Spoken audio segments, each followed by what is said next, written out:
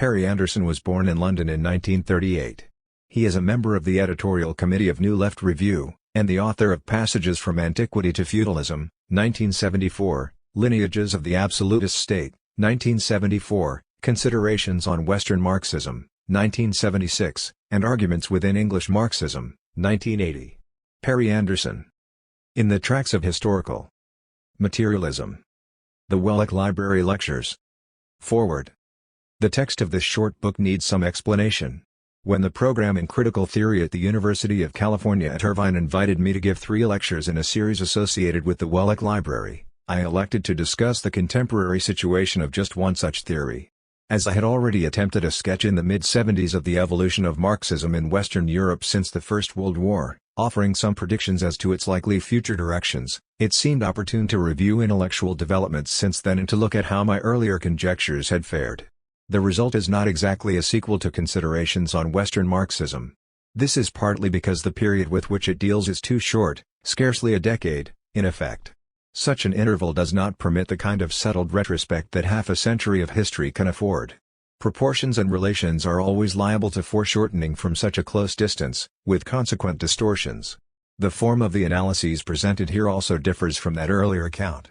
Spoken as lectures, in an academic setting, they employ a more informal address than would the ordinary page, one involving more frequent use of the personal pronoun.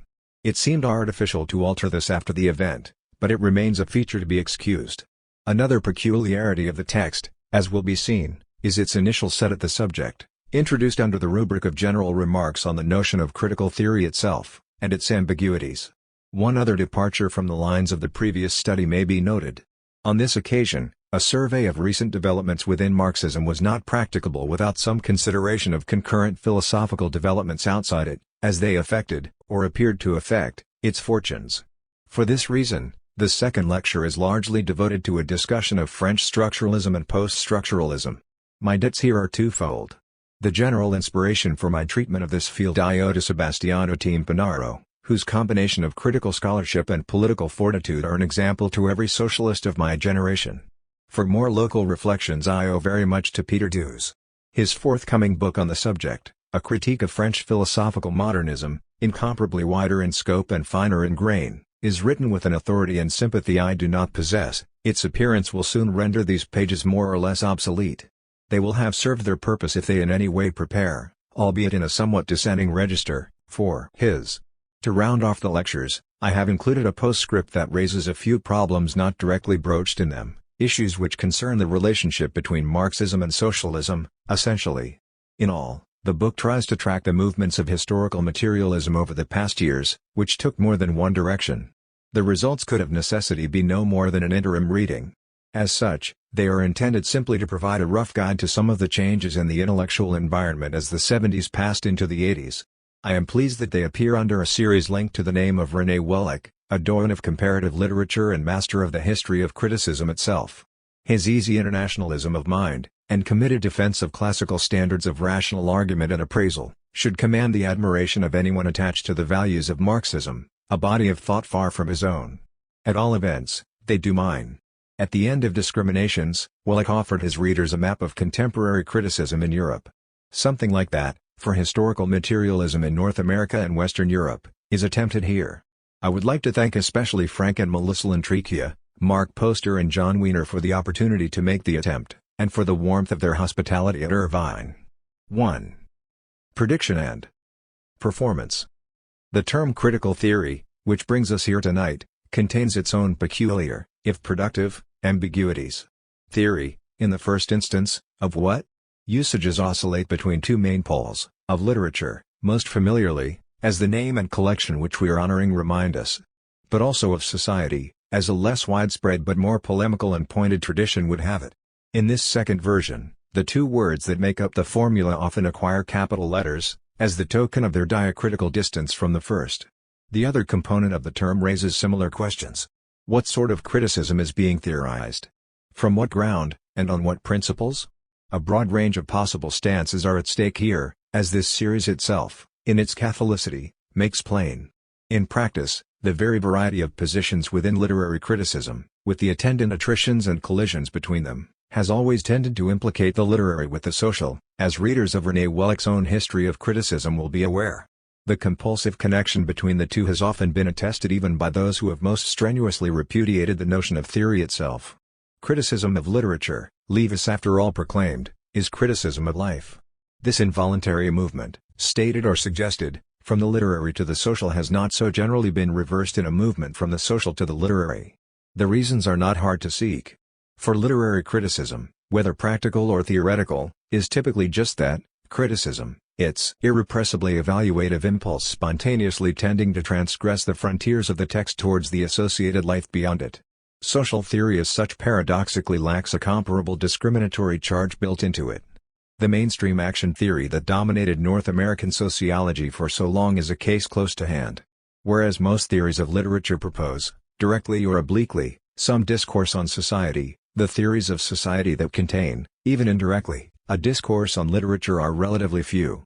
It is difficult to imagine a Parsonian poetics, but it is easy enough to discern a sociology or a history at work in the new criticism.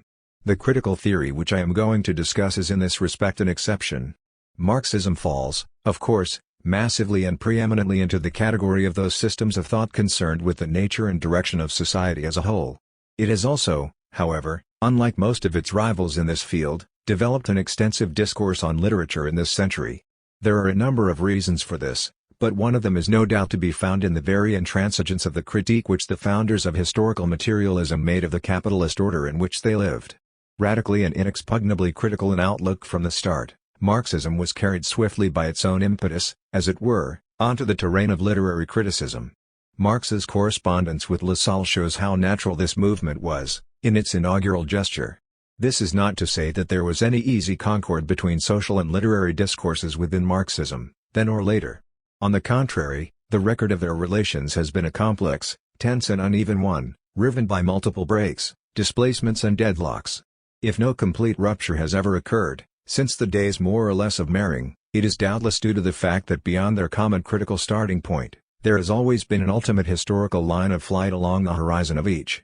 It is not entirely fortuitous, then, that the contemporary locution critical theory should have two dominant connotations, on the one hand a generalized body of theory about literature, on the other a particular corpus of theory about society descending from Marx.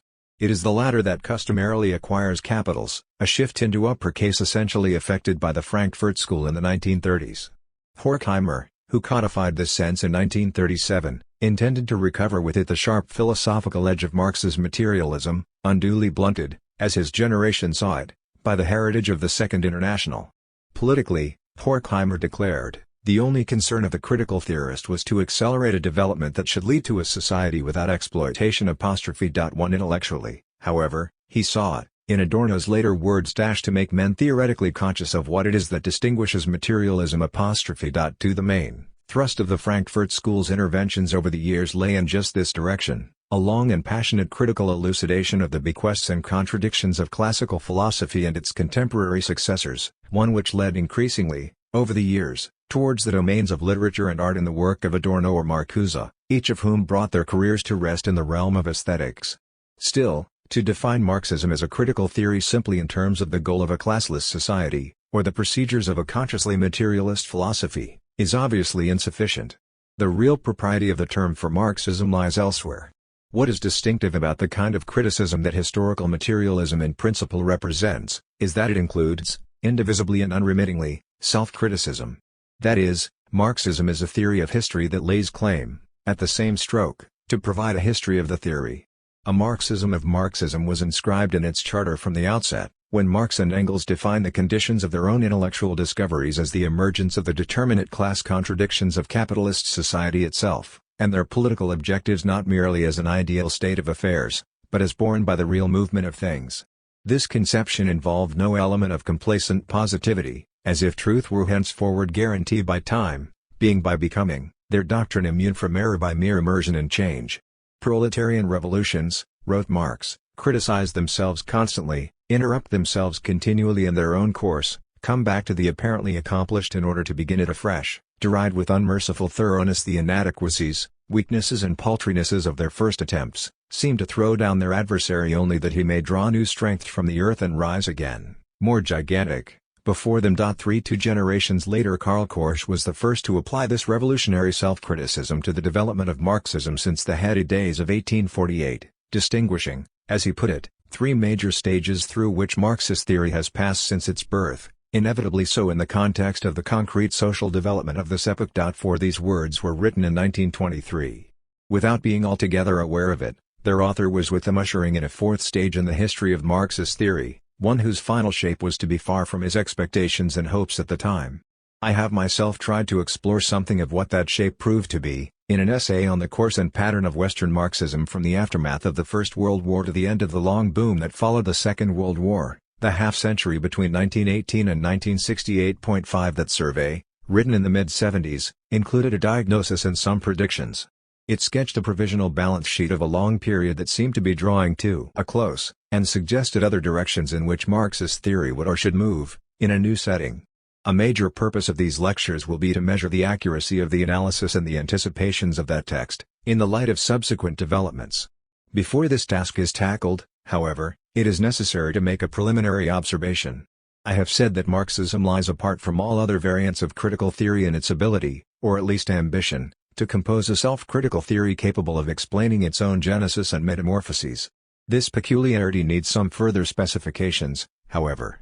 We do not expect physics or biology to provide us with the concepts necessary to think their emergence as a science. Another vocabulary, anchored in a context that is conventionally distinguished as one of discovery rather than validation, is needed for that purpose. To be sure, the principles of intelligibility of the history of these sciences are not simply external to them. On the contrary, the paradox is that, once constituted, they typically achieve a relatively high degree of immanent evolution, regulated by the respective problems posed within each and by their successive resolutions. What Georges Canguilhem, himself a historian of the life sciences conspicuously committed to the study of the normative social dimensions impinging on them, nevertheless does not hesitate to call their common axiological activity, the quest for truth, 6 acts as an internal regulator increasingly, if far from completely, insulating them from a sheerly external order of determinations in cultural or political history. One might say that although the origins of the natural sciences escape their own theoretical field entirely, the further they develop the less need they have of any other theoretical field to explain their development. The institutionalized quest for truth, and the structure of problems set by the governing paradigm, suffice in predominant measure to account for their growth. Canguilhem, like Lakatos in the Anglo-Saxon philosophy of science, affirms in this sense the priority of the internal history of the concepts of the natural sciences, in their sequence of derivations, ruptures and transformations.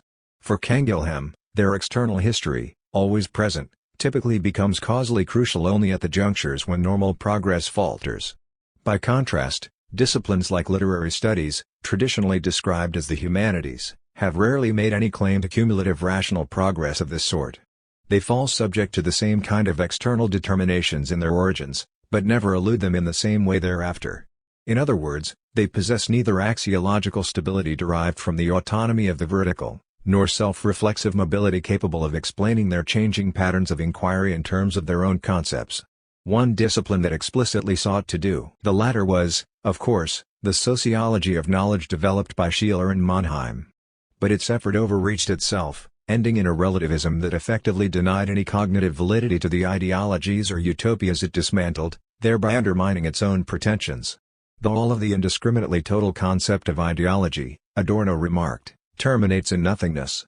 Once it has ceased to differ from any true consciousness, it is no longer fit to criticize a false one. 7 He rightly insisted that the dividing line separating any such sociology of knowledge from historical materialism was the idea of objective truth. We shall see the surprising importance of this apparently innocuous commonplace tomorrow. For the moment, it is merely necessary to point out that the protocols for a Marxist reflection on Marxism must therefore be twofold. On the one hand, the destiny of historical materialism in any given period must first of all be situated within the intricate web of national and international class struggles which characterize it, and whose course its own instruments of thought are designed to capture. Marxist theory, bent on understanding the world, has always aimed at an asymptotic unity with the popular practice seeking to transform it. The trajectory of the theory has thus always been primarily determined by the fate of that practice. Any report on the Marxism of the past decade will inevitably, then, be in the first instance a political history of its external environment. Parodying the slogan of the German historical school of Renke, One might speak of a permanent prima terrassen politic in any responsible accounting of the development of historical materialism as a theory, in this respect, the very reverse of the order of priorities in Welleck and Warren's theory of literature, in which intrinsic prevailed over extrinsic approaches. 8 But at the same time, precisely because of all the distance that separates Marx from Mannheim, or his modern successors, such an accounting must also confront the internal obstacles, aporias, blockages of the theory in its own attempt to approximate to a general truth of the time. A purely reductive history of Marxism, flattening it out on the anvil of world politics, contradicts the nature of its object.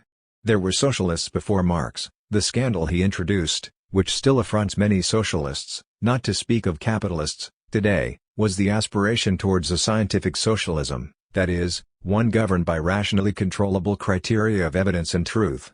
An internal history, of cognitive blindnesses and impediments, as well as advances or insights, is essential to a real scrutiny of the fortunes of Marxism in these past years, as of other ones.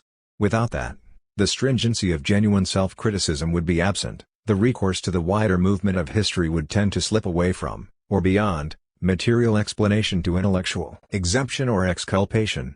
Let us now pass to the matters in hand. The configuration of Western Marxism that held for so long after the victory and isolation of the Russian Revolution was, as I tried to describe it, fundamentally the product of the repeated defeats of the labor movement in the strongholds of advanced capitalism in continental Europe, after the first breakthrough by the Bolsheviks in 1917. Those defeats came in three waves. First, the proletarian insurgency in Central Europe immediately after the First World War, in Germany, Austria, Hungary, Italy, was beaten back between 1918 and 1922, so that fascism emerged triumphant in all these countries within a decade. Second, the popular fronts of the late 30s, in Spain and France, were undone with the fall of the Spanish Republic and the collapse of the left in France that paved the way for Vichy 2 years later. Finally, the resistance movements, led by mass communist and socialist parties, sputtered out across Western Europe in 1945-46, unable to translate their ascendancy in the armed struggle against Nazism into any durable political hegemony thereafter. The long post-war boom then gradually and inexorably subordinated labor to capital within the stabilized parliamentary democracies and emergent consumer societies of the OECD order. It was within this overall set of historical coordinates that a new kind of Marxist theory crystallized. In the East, Stalinism was consolidated in the USSR. In the West, the oldest and largest capitalist societies in the world persisted undisturbed by any revolutionary challenges from below, in Britain and the United States. Between these two flanks, a post-classical form of Marxism flourished in those societies where the labor movement was strong enough to pose a genuine revolutionary threat to capital, incarnating a mass political practice that formed the necessary horizon of all socialist thought, yet was not strong enough actually to overthrow capital, undergoing, on the contrary, successive and radical defeats at each critical testing point. Germany, Italy and France were the three major countries where Western Marxism found its homelands in the 5 decades between 1918 and 1968. The nature of this Marxism could not but bear the impress of the disasters that accompanied and surrounded it. Above all, it was marked by the sundering of the bonds that should have linked it to a popular movement for revolutionary socialism. These had existed at the outset, as the careers of its trio of founding fathers show, Lukács, Korsch, and Gramsci, each an active leader and organizer in the communist movement in his own country in the aftermath of the First World War. But as these pioneers ended in exile or prison, theory and practice drifted fatally apart, under the pressure of the time. The sites of Marxism as a discourse gradually became displaced from trade unions and political parties to research institutes and university departments. Inaugurated with the rise of the Frankfurt School in the late 20s and early 30s, the change was virtually absolute by the period of the High Cold War in the 50s, when there was scarcely a Marxist theoretician of any weight who was not the holder of a chair in the academy, rather than a post in the class struggle. This shift of institutional terrain was reflected in an alteration of intellectual focus. Where Marx had successively moved from philosophy to politics to economics in his own studies, Western Marxism inverted his route. Major economic analyses of capitalism, within a Marxist framework, largely petered out after the Great Depression. Political scanning of the bourgeois state dwindled away after the silencing of Gramsci. Strategic discussion of the roads to a realizable socialism disappeared almost entirely. What increasingly took their place was a revival of philosophical discourse proper, itself centered on questions of method, that is, more epistemological than substantive in character.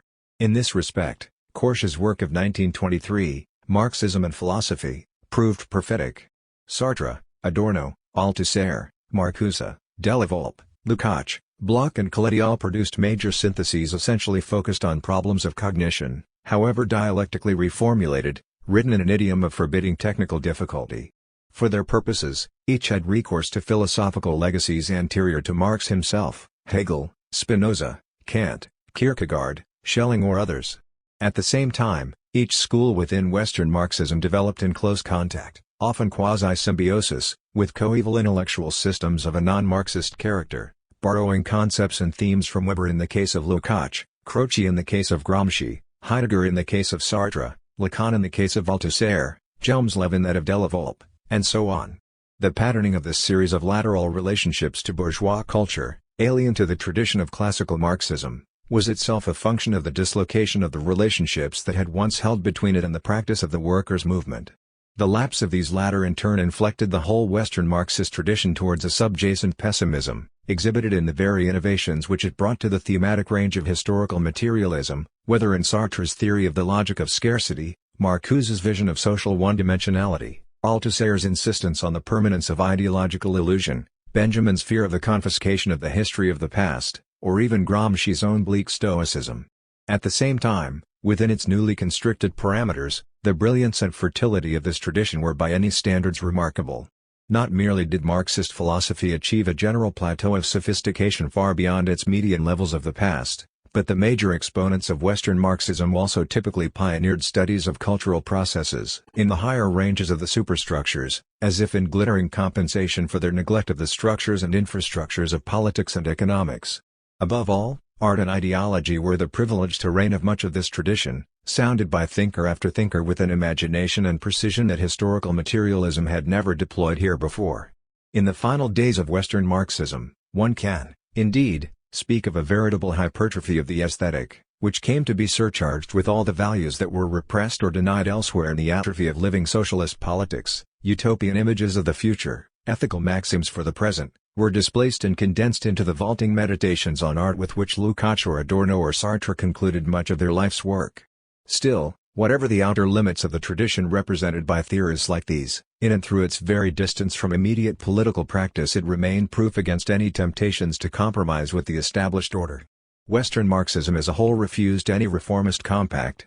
The soil from which it arose was one in which mass communist parties commanded the allegiance of the vanguard of the working class in the major countries of continental Europe, parties which by the late 20s were at once intransigent foes of capital, and Stalinized structures that permitted no serious discussion or dissent on major political issues, debarring in advance any revolutionary circuit between theory and practice. In these conditions, some of the major minds of Western Marxism, Lukács, Althusser, Delavolpe, chose to remain formal members of their respective parties, while developing as far as they could a discourse remote from official dogmas, in coded opposition to them.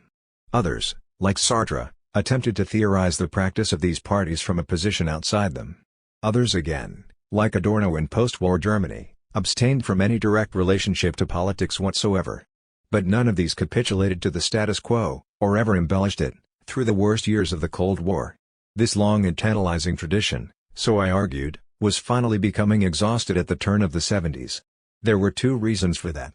The first was the reawakening of mass revolts within Western Europe, indeed right across the advanced capitalist world, where the great wave of student unrest in 1968 heralded the entry of massive contingents of the working class into a new political insurgency, of a kind not seen since the days of the Spartacists or the Turin councils.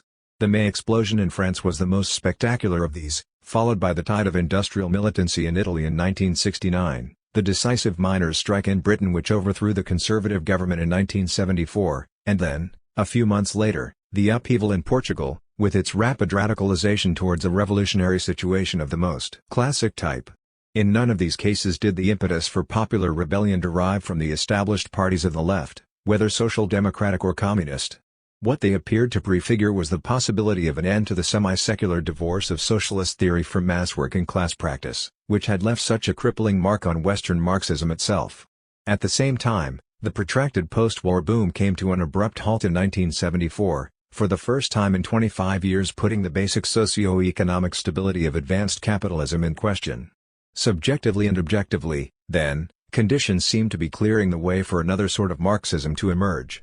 My own conclusions as to its likely shape, conclusions that were also recommendations, lived in a spirit of reasoned optimism, were fourfold. Firstly, I reckon that the surviving dons of the Western Marxist tradition were unlikely to produce any further work of significant moment, while many of their immediate disciples were showing signs of veering towards what would be a disastrous fixation with China as an alternative model of post-revolutionary society to the USSR, and an exemplar for socialist explorations in the West. Secondly, I suggested that the reopening of a loop between Marxist theory and mass practice in the advanced countries could recreate some of the conditions that had once formed the classical canon of historical materialism in the generation of Lenin or Luxemburg. Any such reunification of theory and practice would have two consequences, I thought. It would inevitably shift the whole center of gravity of Marxist culture towards the set of basic problems posed by the movement of the world economy, the structure of the capitalist state, the constellation of social classes, the meaning and function of the nation, all of which had been systematically neglected for many years. A turn to the concrete, a return to the preoccupations of the mature Marx or Lenin, seemed to impose itself. Such a change would necessarily revive that dimension which above all else had been missing from the Western Marxist tradition since the death of Gramsci, namely, strategic discussion of the ways in which a revolutionary movement could break past the barriers of the bourgeois democratic state to a real socialist democracy beyond it. Once there was any renewal of strategic debate, I speculated, it was likely that the major oppositional tradition to Stalinism that had survived in direct, if radically marginalized, continuity from classical Marxism, that which descended from Trotsky, would tend to acquire a new relevance and vitality, freed from the conservatism in which its defense of a vanquished past had often tended to congeal it. Thirdly, I predicted that any renaissance of a more classical cast of Marxist culture would be virtually bound to involve the spread of the latter to the Anglo-American bastions of imperialism, which by and large had resisted historical materialism so successfully in the epoch of Western Marxism itself. It was in the UK and USA, after all, the oldest and the most powerful of capitalist states, respectively, that the most testing problems for socialist theory had always been posed, and left perforce unanswered. The campus revolts of the late 60s, whatever their other limitations, appeared to hold the promise of a future socialist intelligentsia capable of surpassing in quantity and quality anything either society had known in the past. Fourthly, and finally, I argued that any further development of historical materialism would not only have to re-examine, tranquilly and firmly, the heritage of the classical thinkers, from Marx and Engels through to Lenin, Luxemburg, and Trotsky, seeking to identify, criticize and resolve their characteristic omissions or confusions. It would also have to come to terms with the fundamental gains made by Marxist historiography, above all in the Anglo-American area, since the Second World War, which had hitherto always lain outside the central perimeter of Marxist theory, dominated as it was by the discipline of philosophy. The confrontation and integration of the two would involve a reconsideration of the whole statute and significance of the past, in a system of thought geared overwhelmingly, at a day-to-day level, to the present or future, and it would leave neither history nor theory unchanged in the encounter between the two. 9. Such were my conjectures at the time.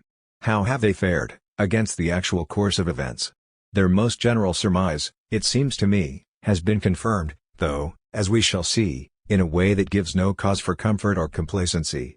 That is to say, the grand Western Marxist tradition, with its epistemological or aesthetic, somber or esoteric tonalities, has effectively come to an end, and in its stead there has emerged, with remarkable celerity and confidence, another kind of Marxist culture, primarily oriented towards just those questions of an economic, social or political order that had been lacking from its predecessor. The productivity of this Marxism has been formidable, leaving little doubt that we have been witnessing a period of overall growth and emancipation. Within this broad perspective, however, history had, as usual, prepared some disconcerting surprises and ironies for the guesses hazarded at the time. Let us look at this in more detail.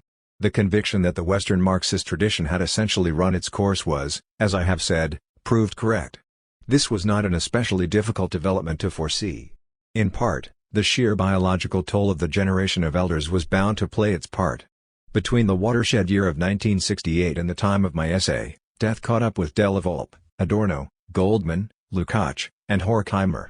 By the end of the decade block, Marcuse and Sartre had followed. But the process of exhaustion at work had other sources as well. The two youngest of the theorists I had discussed were Althusser and Coletti, both of whom were still in their prime in these years. Yet, much as anticipated, neither produced any work of substance thereafter, declining into repetition or denegation. By and large, a line could be drawn below the original Western Marxist experience by the middle of the 70s. What succeeded it? a sudden zest, a new appetite, for the concrete. If we pass in review those key topics which had remained most ignored by the Western Marxist tradition, and on whose enumeration I had insisted in 1974, we can see that in the majority of cases they brought forth concentrated theoretical activity, often yielding notable syntheses, in the next years. The laws of motion of the capitalist mode of production as a whole, which, if we accept Baran and Sweezy's monopoly capital, with its quasi-Keynesian framework, had been fallow ground for Marxist inquiry since Grossman's theorization on the eve of the Great Depression, were now explored by three decisive bodies of work. Firstly, Ernest Mandil's path-breaking late capitalism, followed by his studies on the second slump and long waves in the history of capitalism. Secondly, Harry Braverman's great book on the transformation of the labor process in the 20th century, Labor and Monopoly Capital. And thirdly, the French economist Michel Ulliet's ambitious and original theory of capitalist regulation. 10 With works like these, Marxist discussion of contemporary capitalism has once again reached, and in some vital respects surpassed, the level of the classical epoch of Luxemburg and Hilferding. Concrete historical investigations have at the same time been accompanied by a renewal of intense conceptual and methodological debate, associated with the names of Morishima, Steedman, Romer, Lippi, Krauss and others. 11 As to the political domain, the specific structures of the modern capitalist state had been one of the great blind areas of Western Marxism, all too little concerned with the precise nature of the Western polities in which it subsisted. Today, this absence too has in considerable measure been made good, with a series of important and cumulative studies. These include, of course, the 5 books by Nikos Poulantzas, exploring the whole gamut of parliamentary, fascist and military types of capitalist state, the more empirically based work of Ralph Miliband in England, the debates of the Kapitalogic School in West Germany, and the contributions of Klaus Offa, and the pivotal recent book by the Swedish sociologist Göran Thorborn, What Does the Ruling Class Do When It Rules?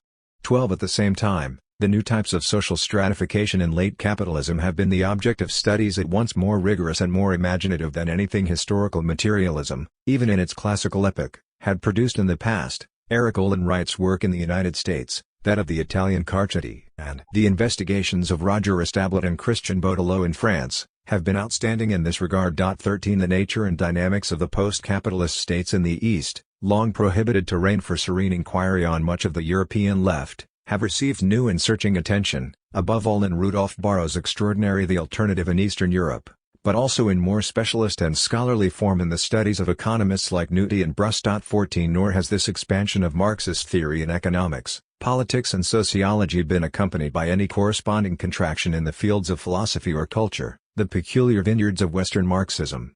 On the contrary, these years have also seen the accumulating work of Raymond Williams in England, materialist cultural studies in their broadest sense, and of Frederick Jameson in the United States, in the more specifically literary domain, while in philosophy G. A. Cohen's Karl Marx's Theory of History, a defense, bringing for the first time the procedural standards of analytic philosophy to bear on the basic concepts of historical materialism, is clearly the landmark of the decade. 15 A staccato bibliography of this sort does not, of course, come near a comprehensive, let alone critical, inventory of the Marxist production of the past years. There are other works and names that could equally be mentioned, and those that have been are as much subject to their own limiting judgments as are any of their predecessors. However, even this rapid shorthand for a complex set of intellectual changes, which need much finer discrimination than there is time for here, indicates certain points. Although we can speak of a real topographical break between Western Marxism and the emergent formation I have been outlining, in other respects there has perhaps been more continuity of connections than I allowed for, even if it has typically been immediate one. Thus the influence of most of the older schools can be discerned in the background of many of the newcomers. The Althusserian current has probably persisted most strongly, of the names I mentioned earlier, Poulantzas, Thorborn, Ullieta, Wright and Establet all owe different debts to it. The legacy of the Frankfurt School can be seen in Braverman's work, through Baran, and Offa's, through Habermas. The Lucasian strain remains avowedly dominant in Jameson's work. Carcetti's reveals Delavalpian overtones. But at the same time, the very distribution of these authors hints at the more important fact that the geographical pattern of Marxist theory has been profoundly altered in the past decade. Today the predominant centers of intellectual production seem to lie in the English-speaking world, rather than in Germanic or Latin Europe as was the case in the interwar and post-war periods respectively. That shift in locus represents an arresting historical change. Very much as I had felt might happen, the traditionally most backward zones of the capitalist world, in Marxist culture, have suddenly become in many ways the most advanced. A more extended survey of authors and works would bring this home fully. The sheer density of ongoing economic, political, sociological and cultural research on the Marxist left in Britain or North America, with its undergrowth of journals and discussions, eclipses any equivalent in the older lands of the Western Marxist tradition proper. But there is, of course, a further reason for the nascent Anglo-American hegemony in historical materialism today, one that has in its turn verified another of the predictions made in the mid-70s. That is the rise of Marxist historiography to its long overdue salience within the landscape of socialist thought as a whole. In this area, the dominance of English-speaking practitioners had been evident ever since the 50s, and for many decades Marxism as an intellectual force, at least in England, had been virtually synonymous with the work of historians. Even the one outstanding thinker of an older generation and another formation, the economist Maurice Staub, characteristically achieved his greatest influence with the Essentially Historical Studies in the Development of Capitalism, published in 1947, stretching from the late Middle Ages to the modern corporation, rather than with his prolific output on Marx's political economy as such. It was Staub's younger colleagues, gathered in the seminal Communist Party historians group of the late 40s and early 50s, however, who matured into the brilliant pleiad of scholars that transformed so many accepted interpretations of the English and European past in the following years: Christopher Hill, Eric Hobsbawm, Edward Thompson, George Rood, Rodney Hilton, Victor Kiernan, Geoffrey de Suetquois and others. Most of these were publishing from the turn of the 60s onwards. But the consolidation of their collective work into a canon of commanding weight well beyond their own formal discipline, was really a development of the 70s. This was the decade which saw the publication of The Age of Capital by Hobsbawm, The World Turned Upside Down and Milton and English Revolution by Hill, Bondmen Made Free and the English Peasantry in the Later Middle Ages by Hilton, Class Struggle and the Industrial Revolution by Foster, Whigs and Hunters by Thompson, Lords of Humankind by Kiernan, now followed by Suetquois' monumental Class Struggle in the Ancient Greek World. 16 Perhaps Raymond Williams's most original and powerful book, The Country and the City, has its primary affiliation here, too. For someone of my generation, formed at a time when British culture seemed utterly barren of any indigenous Marxist impulse of moment, the laggard of Europe, which we constantly denounced as such, at risk of charges of national nihilism, this has been a truly astonishing metamorphosis. The traditional relationship between Britain and continental Europe appears for the moment to have been effectively reversed, Marxist culture in the UK for the moment proving more productive and original than that of any mainland state. Meanwhile, a more restricted but not dissimilar change has occurred in North America. Here too, historiography has been the leading sector, with an extremely rich range of work, not confined to American history itself, from Eugene Genovese, Eric Foner, David Montgomery, Robert Brenner, David Abraham and many others. 17 But around it a broader socialist culture has developed, not all of it Marxist, of striking variety and vitality. From the historical sociology of Emanuel Wallerstein and Theda Skocpol to the political economy of James O'Connor, the continuing work of Paul Sweezy and Harry Magdoff, the cultural criticism of Christopher Lasch. 18 The panorama in this respect is today radically distinct from anything even imaginable 15 years ago. It is one in which Business Week can lament the widespread penetration of historical materialism into U.S. campuses only 4 short years after Time was proclaiming that Marx was finally dead, and handbooks can be produced on the left simply to guide the curious student through the thickets, now passably luxuriant, of Marxism in the academy, to paraphrase a recent title. 19. This historically centered Marxist culture that has emerged in the Anglophone world has, finally, not remained confined to its own provinces. The theoretical juncture between historiography and philosophy to which I looked forward in the mid-70s did punctually occur, if with a violence that was far from my expectation of it. Edward Thompson's prolonged and passionate polemic with Louis Althusser, The Poverty of Theory, turned an intellectual page, irreversibly. Whatever our view of the merits of the dispute, it is henceforward impossible for Marxists to proceed, as they did for many years, on either side, as if their history and their theory were two separate metal worlds, with little more than occasional tourism, mildly curious, between them.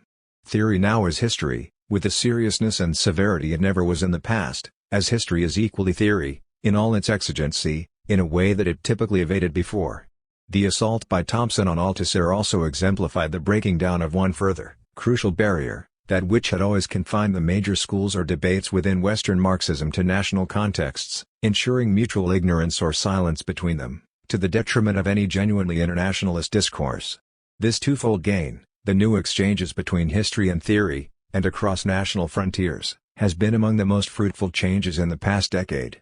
That they are not mere swallows without a summer can be seen from the kindred styles of debate over the work of Emanuel Wallerstein on the world capitalist system, probed in essentially theoretical terms by Robert Brenner among others, and over the work of Brenner on the transition to capitalism, in its turn, the focus of one of the widest professional controversies since the war, with international responses from historians in Germany and France, England and Poland. 20 Similarly, the discussion of value theory in Marxist economics no longer has national boundaries, even of a temporary sort. The circuits of argument switch freely from Japan to Belgium, Canada to Italy, Britain to Germany or the US, as recent symposia testified. 21 So far, then, the hopes and hypotheses advanced in my considerations on Western Marxism seem to have been largely realized. But any note of satisfaction, let alone self-satisfaction, would be out of place. For in one absolutely decisive respect the flow of theory in these years did not run in the direction I had envisaged. The reunification of Marxist theory and popular practice in a mass revolutionary movement signally failed to materialize. The intellectual consequence of this failure was, logically and fatally, the general dearth of real strategic thinking on the left in the advanced countries, that is, any elaboration of a concrete or plausible perspective for a transition beyond capitalist democracy to a socialist democracy. Rather than a poverty of theory, what the Marxism that succeeded Western Marxism continues to share with its predecessor is a poverty of strategy. It is impossible to point out any single body of writing in these years which reveals, even faintly, the kind of conceptual attack, the combination of political resolution and theoretical imagination that marked the great interventions of Luxemburg or Lenin, Trotsky or Parvus, in the years before the First World War. The determinants of this central deficit, which precludes any triumphalist retrospect of the past decade, pose the question of the larger social conditions in which Marxism developed in these years.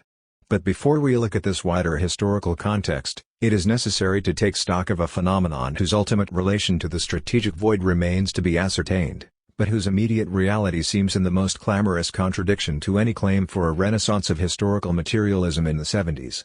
I refer, of course, to what came to be called, among those most affected by, or interested in, it, the crisis of Marxism.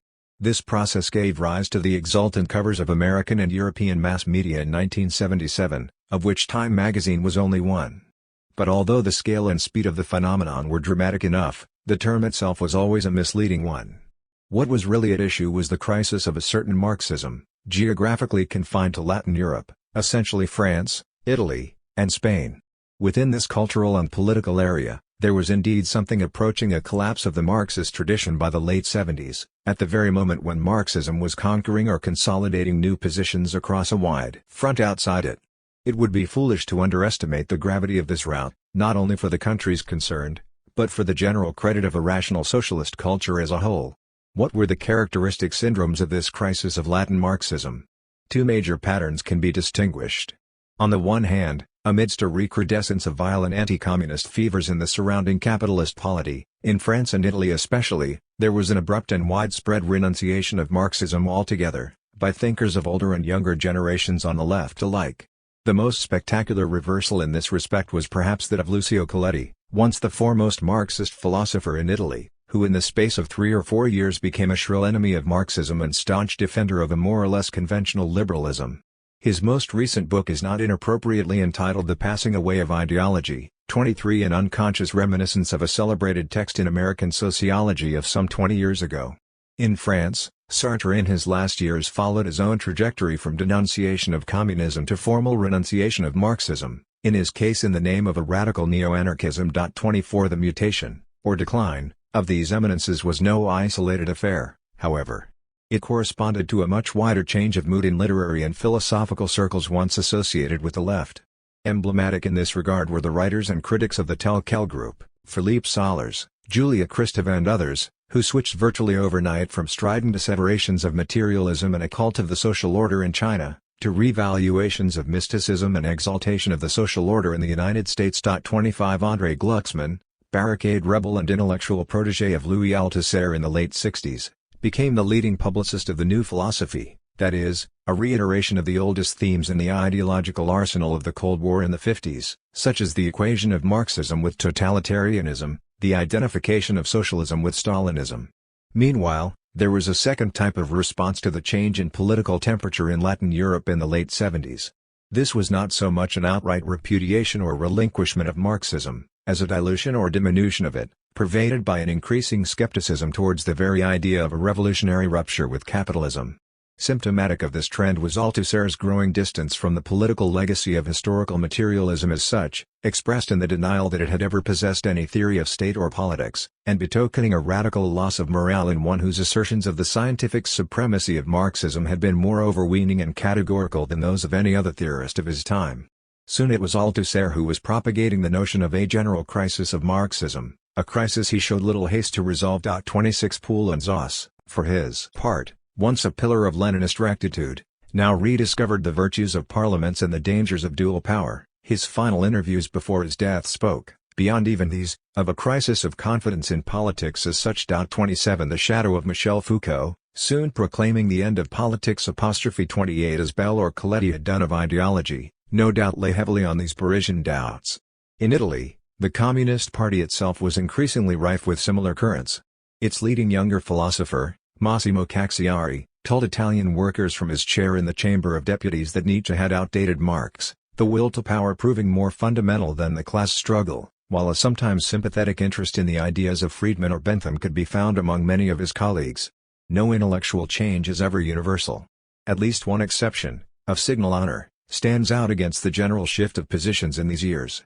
The oldest living survivor of the Western Marxist tradition I discussed, Henri Lefebvre, neither bent nor turned in his 8th decade, continuing to produce imperturbable and original work on subjects typically ignored by much of the left. 29 The price of such constancy, however, was relative isolation. Surveying the intellectual scene as a whole, we are left with an uncanny paradox.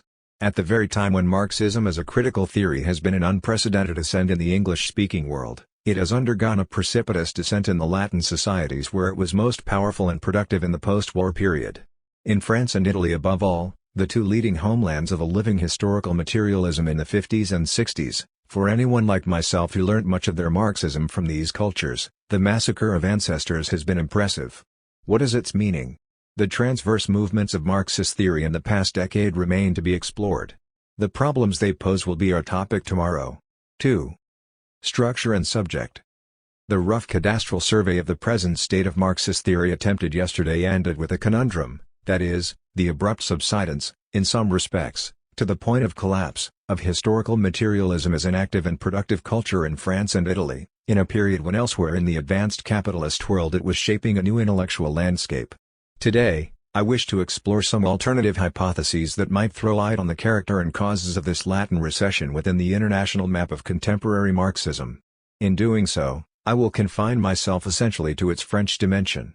This involves no basic limitation, I think, because Italian, and a fortiori Spanish, culture has since the war been increasingly subject to directions and emphases derived from Paris, even if these have always been qualified and mediated by others coming from Germany. The intersection of the two, indeed, defining much of the area of debate in Italian philosophy. More, in the 3 decades or so after the liberation, France came to enjoy a cosmopolitan paramountcy in the general Marxist universe that recalls in its own way something of the French ascendancy in the epoch of the Enlightenment. The fall of this dominance in the later 70s was thus no mere national matter. We have registered some of the symptoms of that fall, the veritable debandade of so many leading French thinkers of the left since 1976. Its consequences have been drastic. Paris today is the capital of European intellectual reaction, in much the same way that London was 30 years ago. Our question, however, is, what were the causes of this historic local defeat of historical materialism? I argued earlier that Marxism, as a critical theory aspiring to provide the reflexive intelligibility of its own development, accords in principle a priority to extrinsic explanations of its successes, failures or impasses. At the same time, I stress that this is never an absolute or exclusive primacy, of a kind that would exempt the theory from any ultimate responsibilities.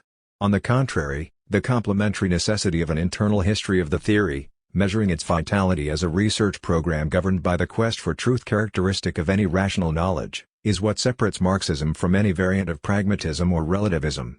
In looking at the problem posed by the demoralization and retreat of Gallic Marxism, therefore, I will start by considering a hypothesis that relates to its intrinsic evolution first. The hypothesis is simply this, that after French Marxism had enjoyed a lengthy period of largely uncontested cultural dominance, basking in the remote, reflected prestige of the liberation, It finally encountered an intellectual adversary that was capable of doing battle with it, and prevailing. Its victorious opponent was the broad theoretical front of structuralism, and then its post-structuralist successors.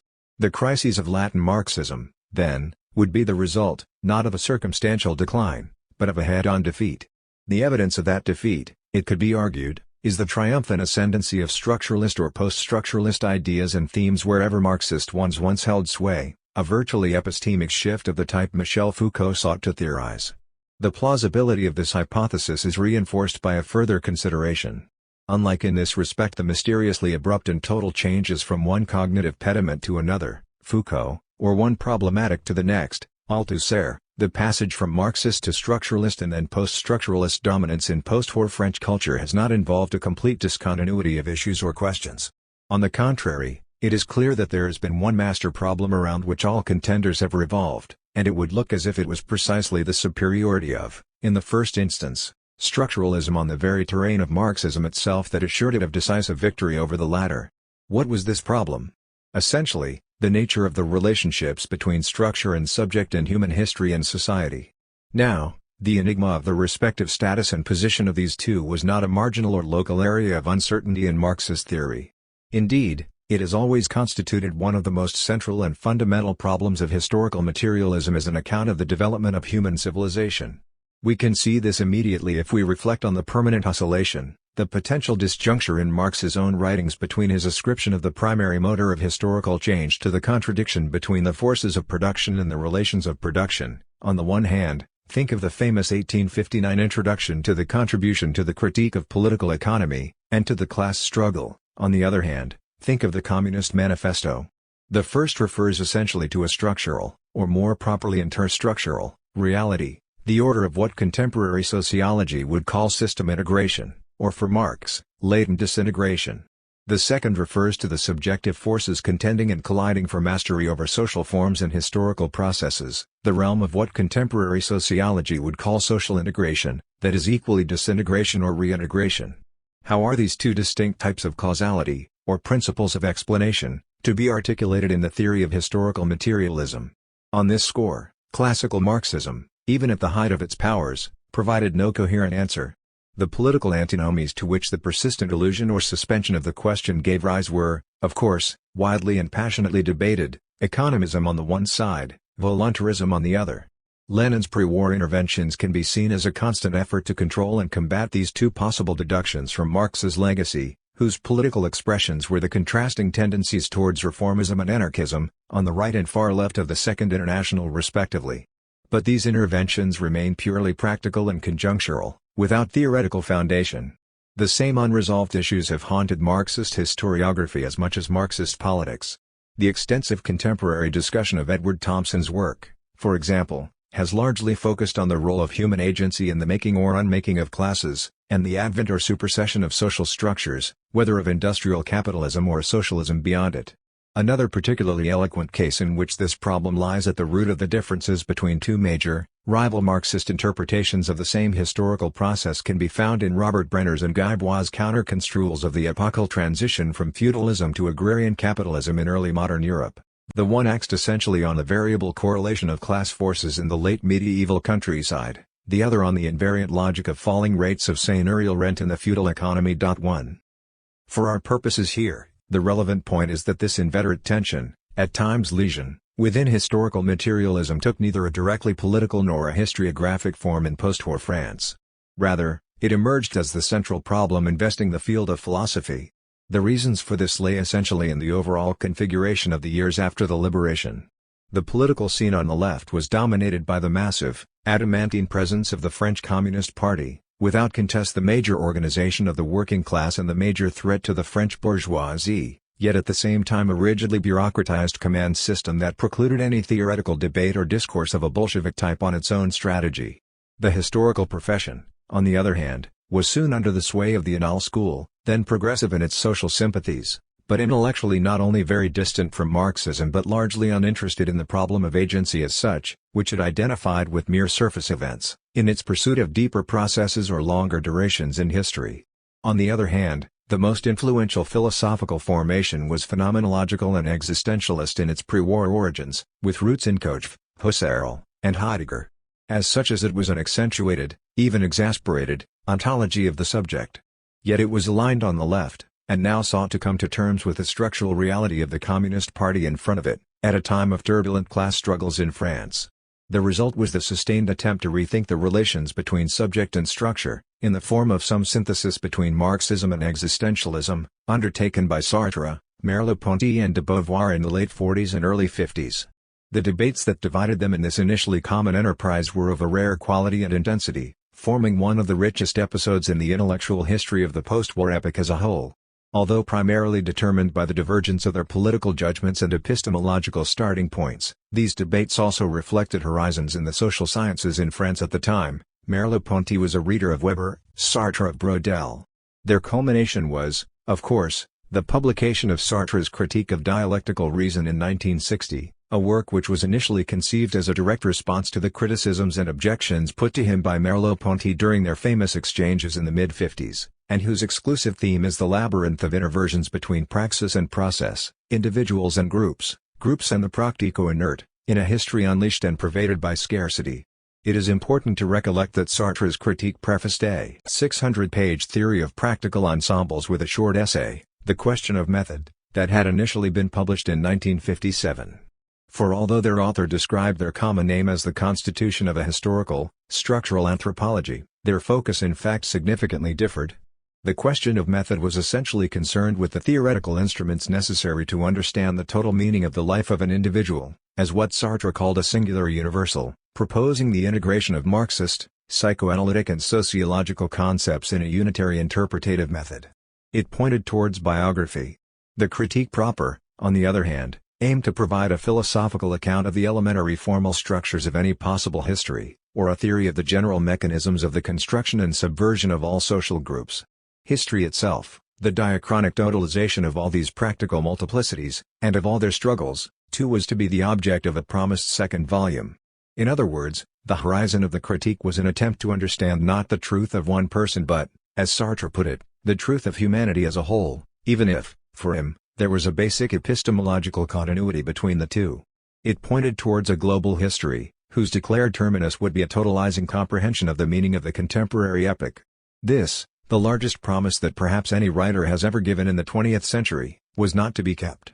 Sartre wrote a second volume equal in length to the first, but abandoned it unfinished and unpublished. In that pregnant act of desistance, and the silence that ensued from it, much of the subsequent intellectual fate of the French left was, we can now see, being decided. 12 years later, Sartre ended his career with a study of Flaubert whose monumental proportions could not conceal, in their own way even advertised, the modesty of his reversion to the biographical micro-project of the question of method. In the interim, the entire terrain, the high ground, with its bluffs and escarpments, of theoretical contest had been evacuated. For in 1962, Lévi-Strauss had published The Savage Mind. Hard on the heels of the Critique of Dialectical Reason, it contained not only an entirely alternative anthropology, in every sense of the word, but concluded with a direct attack on Sartre's historicism, in the name of the invariant properties of all human minds and the equal dignity of all human societies.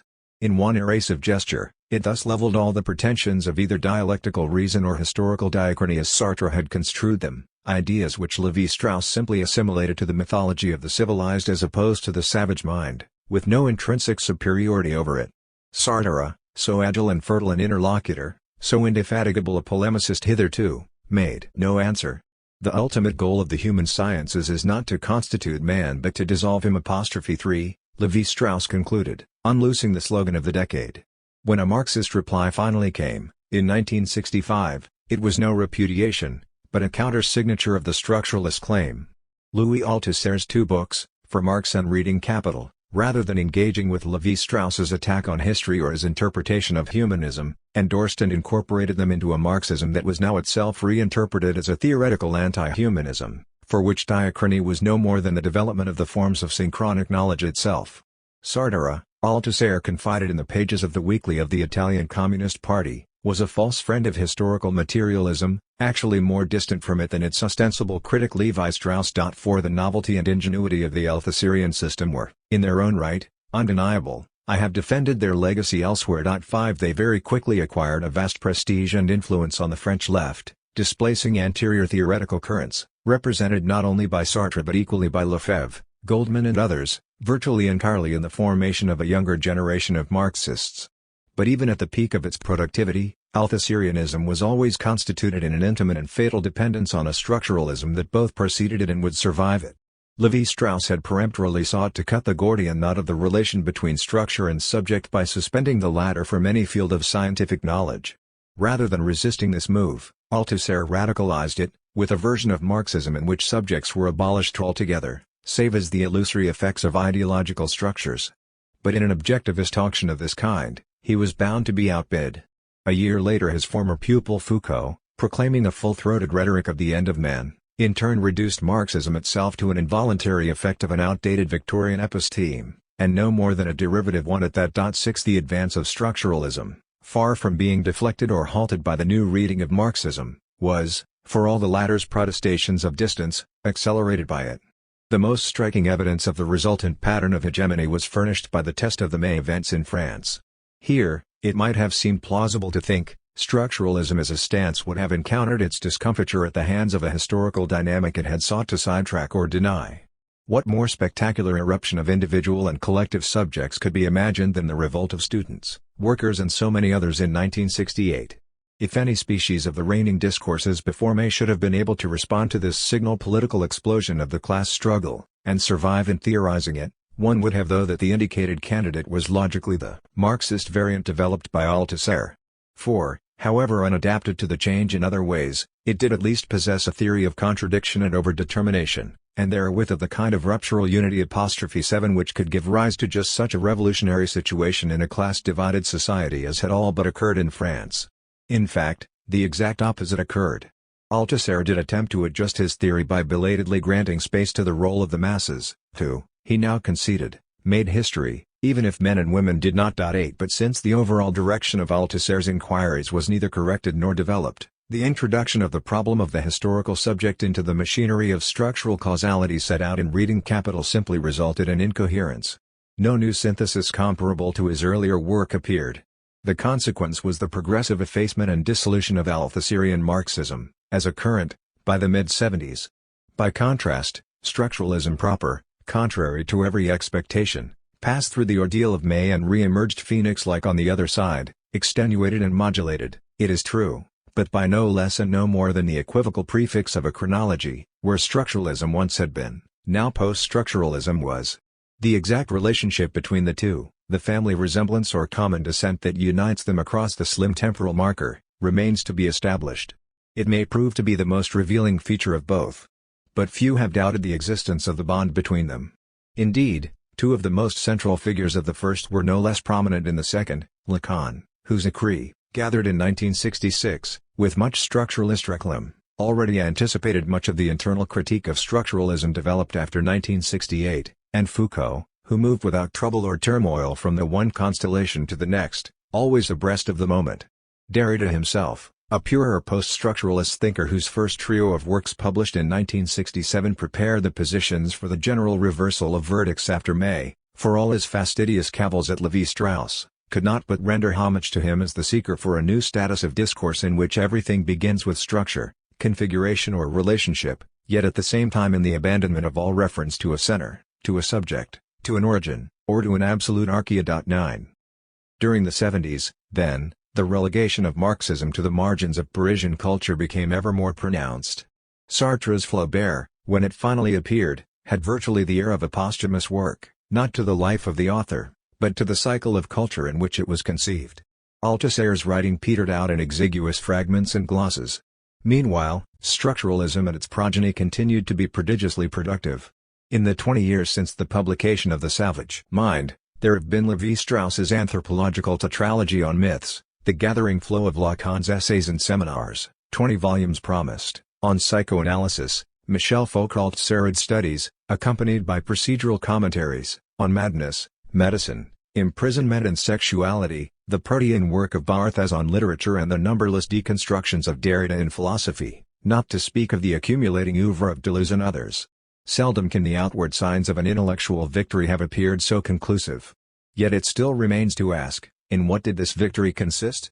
In what way, and to what extent, Did structuralism and post-structuralism have superior answers to the problem on which they built their fortune and illustrated their ascendancy over Marxism in France, that of the relationship of structure to subject? A teeming literature opens up here, which there can be no question of exploring with adequate nuance or detail. I will confine myself, therefore, to the demarcation of a basic space in which structuralist and post-structuralist theories can be unified, as a series of possible moves or logical operations within a common field. None of the thinkers I have mentioned, or will cite, has made every one of these moves, just as there is no full agreement between any two of them. Yet all their major themes and claims fall within the boundaries of this shared purlieu. The first operation, I say first, because it initiated the emergence of structuralism as such, involves what we could call the exorbitation of language. The originating discipline from which structuralism drew virtually all of its distinctive concepts was linguistics. It was here that de Saussure developed the opposition between langue and parole, language and speech, the contrast between synchronic and diachronic orders, and the notion of the sign as a unity of signifier and signified, whose relationship to its referent was essentially arbitrary or unmotivated within any given language. The scientific advance represented by Saussure's general course in linguistics was in its own field a decisive one. The application of his concepts outside the discipline for which he forged them started, moderately enough, in literary studies with the work of Jacobson and the Prague School. Here linguistic materials were still being treated, even if by definition, as particular works of literature, they lay to the parole side of Saussure's division rather than to the langue side he had considered uniquely amenable to systematic analysis. From Jacobson, the Saussurean instrumentarium passed to Lévi-Strauss, and it was with his intrepid generalization of it to his own anthropological domain that structuralism as a movement was born. Kinship systems, he declared, were a kind of language suited to the forms of analysis that Trubetskoy and Jacobson had pioneered for phonology. Developing this identification, he contended that marriage rules and kinship systems were such because they formed a set of processes permitting the establishment, between individuals and groups, of a certain type of communication. That the mediating factor in this case should be the women of the group, who were circulated between clans, lineages or families, in place of the words of the group, does not at all change the fact that the essential aspect of the phenomenon is identical in both. Once this equation was made, it was a short step to extend it to all the major structures of society, as Lévi-Strauss saw them. The economy itself was now added, under the rubric of an exchange of goods forming a symbolic system comparable to the exchange of women in kin networks and the exchange of words in language. The next major extension of the linguistic model was, of course, Lacan's reformulation of psychoanalytic theory. The unconscious, he announced, is structured like a language. 11 The application here was in fact more radical than this famous dictum implies. For the actual burden of Lacan's work is not that the unconscious is structured like a language, but rather that it is language as such that forms the alienating domain of the unconscious, as the symbolic order that institutes the unsurpassable and irreconcilable other and therewith, at the same stroke, desire and its repression down through the chain of signifiers. After such fundamental expansions of the jurisdiction of language, there inevitably followed a host of lesser adventures and annexations. Clothes, cars, cooking, and other items of fashion or consumption were subjected to diligent semiological scrutiny, derived from structural linguistics.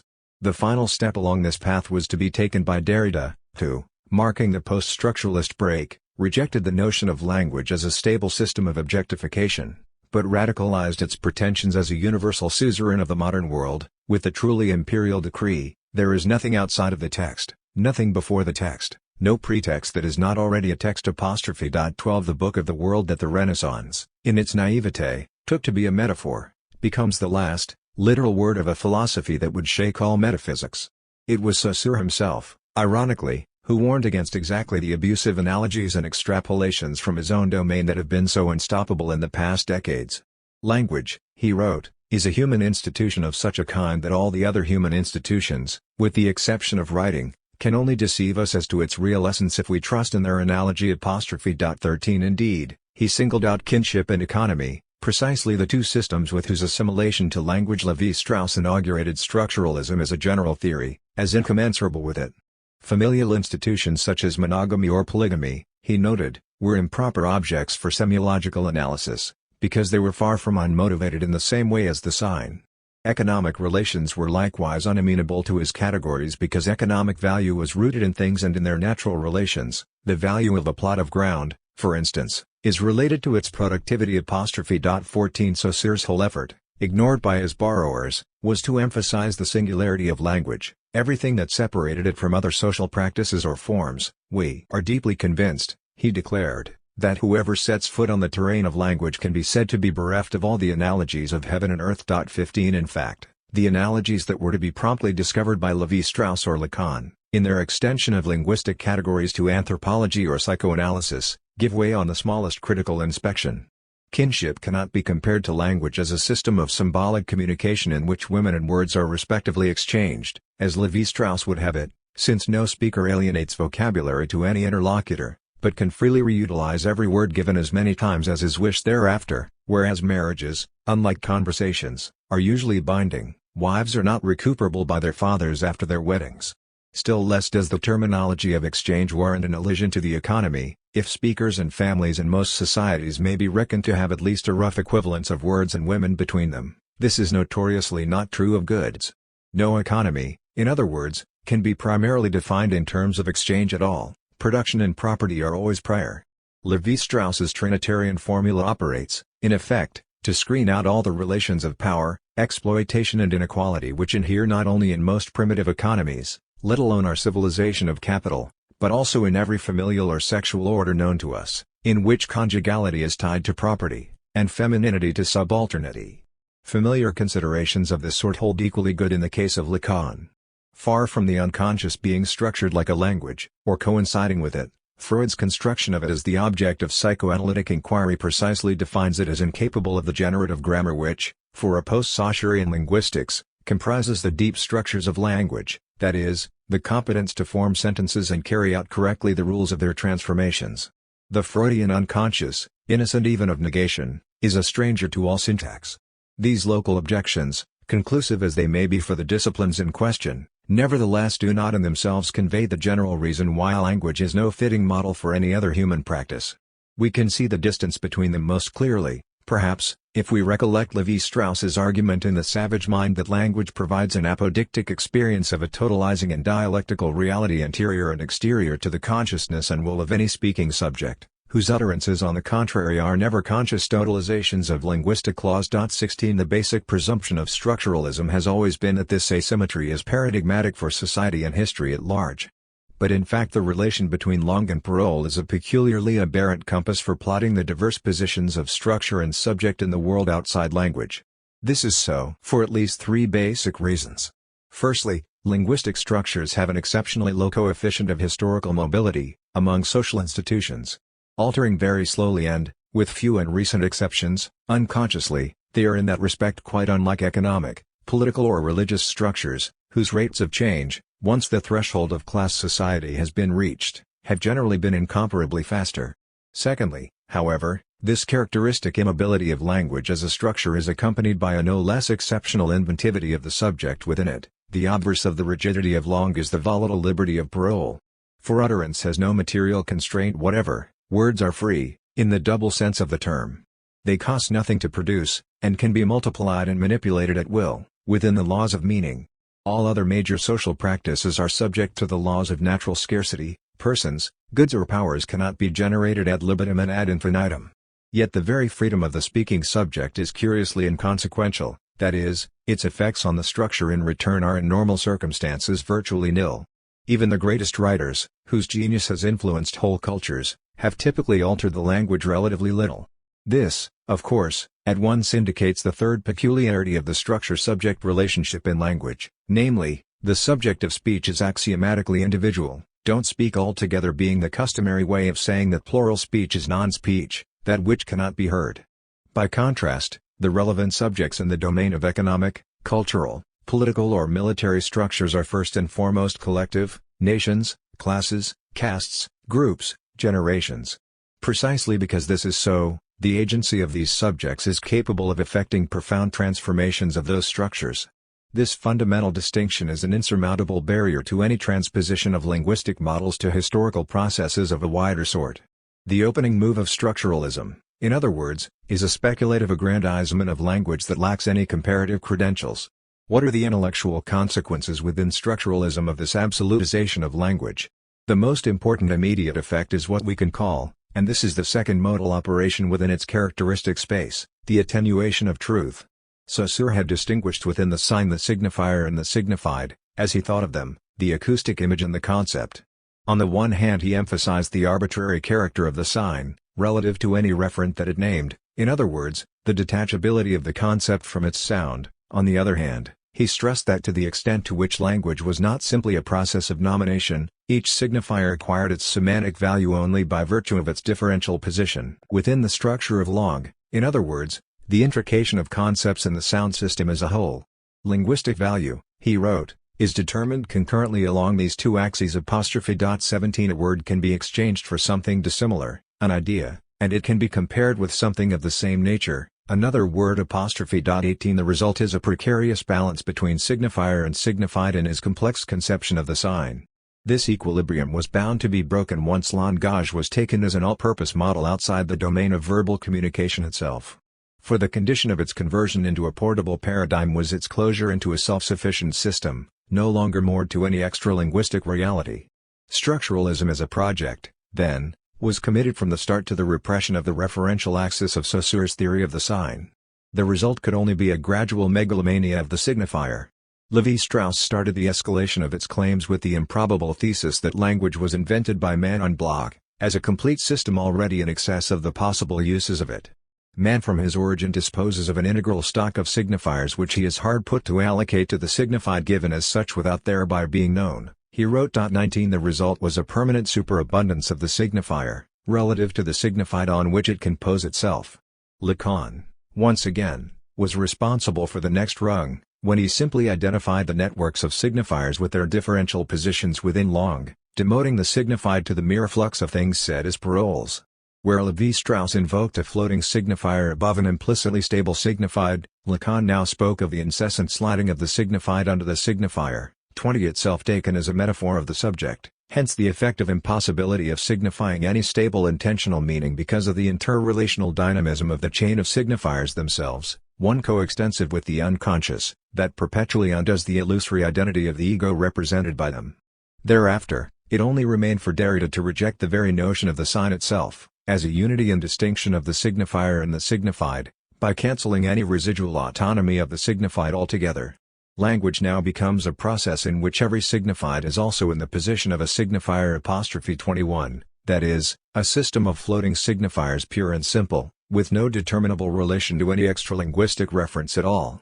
The necessary consequence of such a contraction of language into itself is, of course, to sever any possibility of truth as a correspondence of propositions to reality.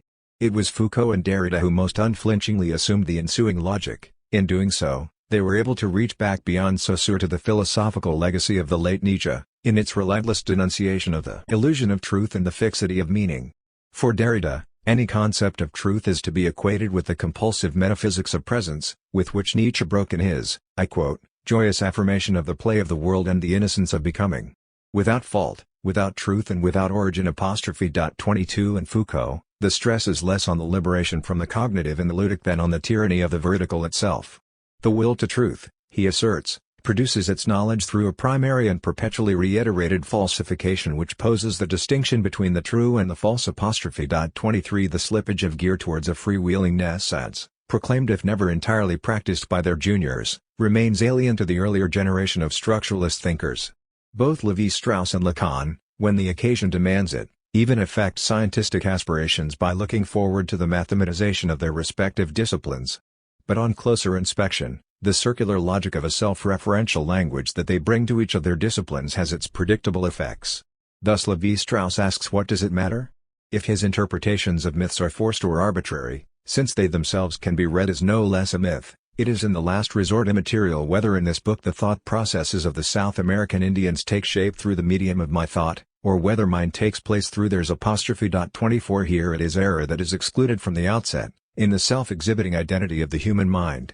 Quite consistently, Lévi-Strauss exalts Wagner in the same pages as the true originator of the structural analysis of myths, who conducted his investigations in the superior medium of music, higher because wholly interior to itself, the art which is in principle beyond meaning or representation.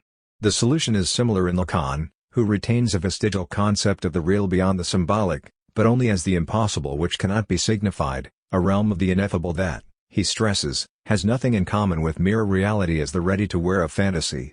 Conversely, Lacan also earned Derrida's reproaches by preserving the notion of truth, but by truth he means the capacity of the subject to articulate desire, rather than attain knowledge. This expressive redefinition of truth eventually rejoins Lévi-Strauss. For literal accuracy has no pertinence to the full word of the psychoanalytic subject, who cannot but speak truly, i.e. symptomatically, no matter what he or she says. 25 Here again, without untruth truth ceases to be such, as Foucault rightly saw. The distinction between the true and the false is the ineliminable premise of any rational knowledge. Its central side is evidence. It is no accident that the latter should be so generally disdained within the space of structuralism. Lévi-Strauss's fleeting fieldwork and fictive map of kinship systems, Lacan's 10-minute psychoanalytic sessions, Foucault's credulity in The Ship of Fools and fable of the Great Confinement 26, all are not so much personal limitations or lapses of the practitioners concerned, as normal and natural licenses in a play of signification beyond truth and falsehood. The attack on representation inherent in the notion of an autotelic language has its predictable incidence on the status of causality in the space of structuralism. With this we reach the third major move describable within it, or what can be called the randomization of history. For once the linguistic model becomes a general paradigm in the human sciences, the notion of ascertainable cause starts to undergo a critical weakening. The reason lies in the very nature of the relationship between langue and parole within structural linguistics. The supremacy of langue as a system is the cornerstone of the Saussurian legacy, parole is the subsequent activation of certain of its resources by the speaking subject. But the priority of one over the other is of a peculiar sort, it is both unconditional and indeterminate. That is to say, an individual speech act can only execute certain general linguistic laws, if it is to be communication at all. But at the same time, the laws can never explain the act. An unbridgeable gulf exists between the general rules of syntax and the utterance of particular sentences, whose shape or occasion can never be deduced from the sum of grammar, vocabulary or phonetics. Language as a system furnishes the formal conditions of possibility of speech, but has no purchase on its actual causes. For Saussure, the pattern of words spoken, the unraveling reel of parole, necessarily fell outside the domain of linguistic science altogether. It related to a more general history and required other principles of inquiry. The extrapolation of the linguistic model by post-Saussurian structuralism, however, typically proceeded to a tacit conflation of the two types of intelligibility. Conditions of possibility were systematically presented as if they were causes.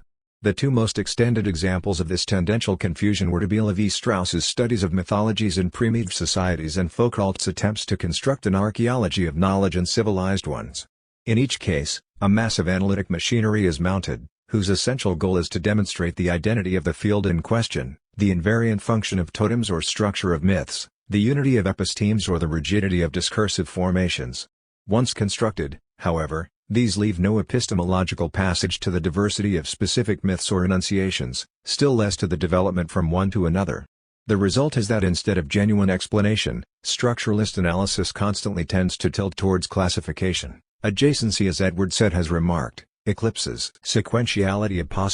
27 A failure to distinguish these two intellectual operations is the hallmark of Lévi-Strauss's theorization of the savage mind, which concludes with the claim that there is no essential difference between the concrete logic of primitive societies, that is, their taxonomies of the natural world, and the abstract logic of mathematized science in civilized societies. 28 Both are expressions of the same universal propensities of the human mind. The explanatory power of modern science is leveled to the classificatory magic of totemism, in a procedure which in turn underwrites the basic démarche of Lévi-Strauss himself. This is not to say that no explanations at all can be found in structuralist writing, but where they occur, they are curiously marginal or fragile, unable to focus or sustain the burden of the overall descriptions in which they pass by. Against the enormous proliferation of Lévi-Strauss's meditations on Amerindian myths, the sparse schema of their occasional reduction, to the single function of masking or mediating real contradictions, arising from the duality of nature and culture, in the domain of the imaginary, has as little weight as originality. Similarly, Foucault's later work on the 19th-century prison systems includes the thesis that their real function was not to suppress but to generate a criminal underclass that served to justify global policing of the population as a whole, in the carceral continuum of the contemporary social order in which schools, hospitals, factories or regiments all reveal the same organizing principle. Those who police them remain anonymous. Here it is less the modesty than the melodrama of the hypothesis that make of it a siding in the work as a whole, whose effect depends on its density of description rather than force of explanation. Causality, even when granted admission, never acquires cogent centrality on the terrain of structuralist analysis. What then becomes of history proper? A total initial determinism paradoxically ends in the reinstatement of an absolute final contingency, in mimicry of the duality of Lange and Perron itself. The most striking example of this irony is Derrida's work, which amalgamates the entire history of Western philosophy into a single homogeneous metaphysics, defined by the ubiquitous identity of its quest for presence, while on the other hand any individual sentence or paragraph within the spokesman of that metaphysic is seamed and undermined by the irreducible heterogeneity of difference. Writing is thus at once implacable and undecidable, inescapably the same in its general structure and inexplicably differing and differing in its particular textualizations. The same antinomy punctually recurs in the thought of Lévi-Strauss and Foucault. Lévi-Strauss ends from honey to ashes by disavowing any refusal of history, but the place he accords it is a purely aleatory one. Structural analysis, he writes, concedes to history that which by right belongs to irreducible contingency, it makes its bow to the power and inanity of the event. 29 The profoundest historical transformations, the Neolithic or Industrial revolutions, can thus be theorized by Lévi-Strauss in terms of a multiple roulette game, where the winning combination that makes possible these upheavals is achieved by a coalition of players at several wheels, rather than an individual, that is, by a group of societies rather than a single one. 30 Diachronic development, in other words, is reduced to the chance outcome of a synchronic combinatory. Foucault, likewise unable to explain the sudden mutations between the successive epistemes of his early work, each of which are treated as homogeneous unities, later resorted to increasing celebration of the role of chance as the governor of events, which, he argued in the Order of Discourse, should be seen no longer in terms of cause and effect, but of the serial and the unpredictable. In practice, Foucault's subsequent work has converted these methodological prescriptions into an ontology, a panergical to power pulsing through all social and psychic structures of whatever sort.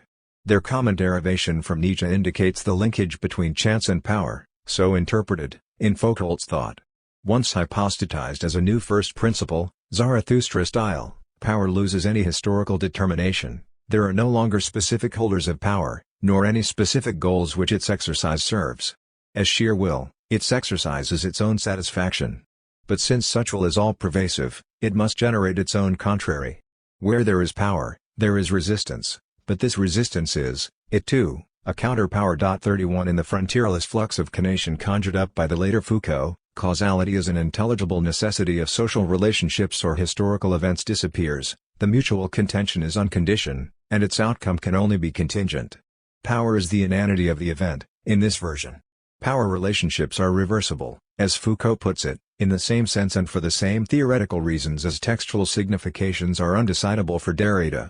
Said's oxymoron sums up what can properly be called the structuralist philosophy of history, legislated accident. 32. It may now be easier to see why structuralism should have engendered post-structuralism with such facility and congruity. For the transit from one to the other represents the final move logically available within the space we have been delimiting. This could be termed the capsizal of structures themselves. Why should the apparently ascetic objectivism of the mid-60s, the moment, shall we say, of the order of things, have so often issued into the Saturnalian subjectivism of the mid-70s, the moment of anti-Oedipus, without major rupture of continuity among men and ideas? The answer lies in the problem posed for any thoroughgoing structuralism by its cognitive starting point. For if structures alone obtain in a world beyond all subjects, what secures their objectivity? High structuralism was never more strident than in its enunciation of the end of man. Foucault struck the characteristically prophetic note when he declared in 1966, "Man is in the process of perishing as the being of language continues to shine ever more brightly upon our horizon." 33 But who is the we to perceive or possess such a horizon? In the hollow of the pronoun lies the aporia of the program. Lévi-Strauss opted for the most consistent solution to it. While echoing, even cosmically amplifying, Foucault in his sightings of the twilight of man, he postulated a basic isomorphism between nature and mind, reflected equally in myths and the structural analysis of them. Mind repeats nature in myths because it is itself nature, and the structural method repeats the operations of myths that it studies, or, in Lévi-Strauss's words, myths signify the mind which evolves them by making use of the world of which it is itself a part. 34 Amidst a plethora of denunciations of philosophy, what reappears in Mythologiques is thus one of the oldest figures of classical idealism, the identical subject-object. But the identity is, of course, also a figment, For what Levi-Strauss cannot explain is the emergence of his own discipline itself. How do the unconscious mental structures of the primitive become the conscious discoveries of the anthropologist? The discrepancy between the two fatally retables the question of what guarantees that these are discoveries, rather than arbitrary fancies. In the cult of music with which his tetralogy begins and ends, lies the abandonment of any answer, the supreme mystery of the science of man. Music holds for Levi-Strauss the key to the progress '35 of all other branches. The Wagnerian rapture here was no mere personal idiosyncrasy. The birth of tragedy, apotheosis of Wagner and theorization of music as the parent of language, is also the source work of the theme of an original Dionysiac frenzy, as the other of all Apollonian order, that has always underlain Foucault's work. For him, too, the difficulty was to account for the capacity of the archaeologist to uncover the archives of knowledge, or reconstruct the temporal differences between them, given the closure, very tight-knit, very coherent '36, of the modern episteme itself. What then barred the way to a complete relativism? Unconfessable as such, the continuity of Foucault's research in fact rested from the outset on the appeal to an untamed primal experience anterior to all the successive orders of Western reason, and subversive of them, in whose eyes their common nature as repressive structures stands revealed. Throughout the history of the West, the necessity of madness, he wrote in his first important work, is linked to the possibility of history. 37 Madness is pure alterity, the sound which must be stilled for the speech of rational sociality to develop as its voluble negation, recedes into later Foucault, as the concept of repression itself becomes suspect as another ruse of reason. But the tacit principle of the originary other persists, in new guises. In his most recent work it is the innocence of the body and its pleasures, 38 in their unity, as opposed to mere socially confected and divided sexuality, which performs the same function, an unnameable indictment. With Derrida, the self-cancellation of structuralism latent in the recourse to music or madness in Levi-Strauss or Foucault is consummated.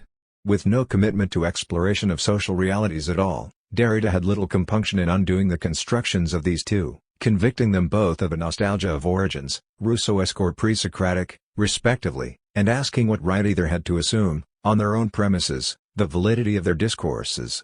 If the mythological is mythomorphic, are all discourses on myths equivalent? He inquired on the one hand.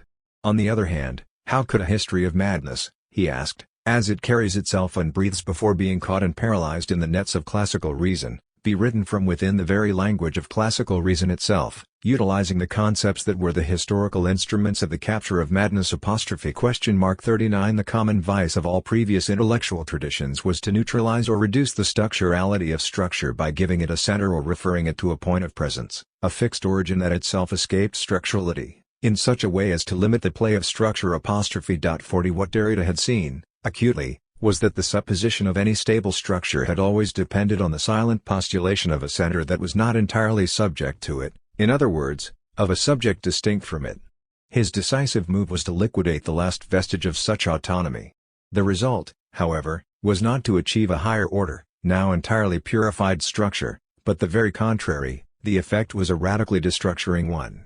For once structures were freed from any subject at all, delivered over totally to their own play, they would lose what defines them as structures, that is, any objective coordinates of organization at all. Structurality, for Derrida, is little more than a ceremonious gesture to the prestige of his immediate predecessors. Its play now knows no boundaries of any sort, it is absolute chance, genetic indetermination, the seminal adventure of the trace. 41 Structure therewith capsizes into its antithesis, and post-structuralism proper is born, or what can be defined as a subjectivism without a subject. The lesson is that structure and subject have in this sense always been interdependent as categories. A wholesale attack on the latter was bound to subvert the former in due course as well. The terminus of the operation could only be a finally unbridled subjectivity. Adorno had foreseen this development, often remarking that any theory which sought completely to deny the illusory power of the subject would tend to reinstate that illusion even more than one which overestimated the power of the subject. 42 The structuralist thinker who resisted this movement more than any other was Lacan, precisely because he had started out with a firmer commitment to the subject itself, both from his psychoanalytic profession, where the category could not so lightly be disposed of, and because of his prior philosophical formation, essentially Hegelian rather than Nietzschean or Heideggerian. But his conception of the subject, which abrogated the role of the ego and rescinded the reality principle, as Freud had posited them, to give plenipotentiary powers to a, dematerialized, it alone, cleared the way for its own supersession. Deleuze and Guattari could trumpet by turning on the law of the symbolic itself, as a removable repression, in the name of the imaginary and its schizophrenic objects. The disintegrated desiring machines of anti-Oedipus, bereft of unity or identity, are the final denouement of the capsizal of psychic structures themselves into a subjectivity pulverized beyond measure or order. If this, then, has been the approximate curve of the trajectory from structuralism to post-structuralism, our initial question answers itself. The unresolved difficulties and deadlocks within Marxist theory, which structuralism promised to transcend, were never negotiated in detail within this rival space. The adoption of the language model as the key to all mythologies, far from clarifying or decoding the relations between structure and subject, led from a rhetorical absolutism of the first to a fragmented fetishism of the second, without ever advancing a theory of their relations. Such a theory, historically determinate and sectorally differentiated, could only be developed in a dialectical respect for their interdependence.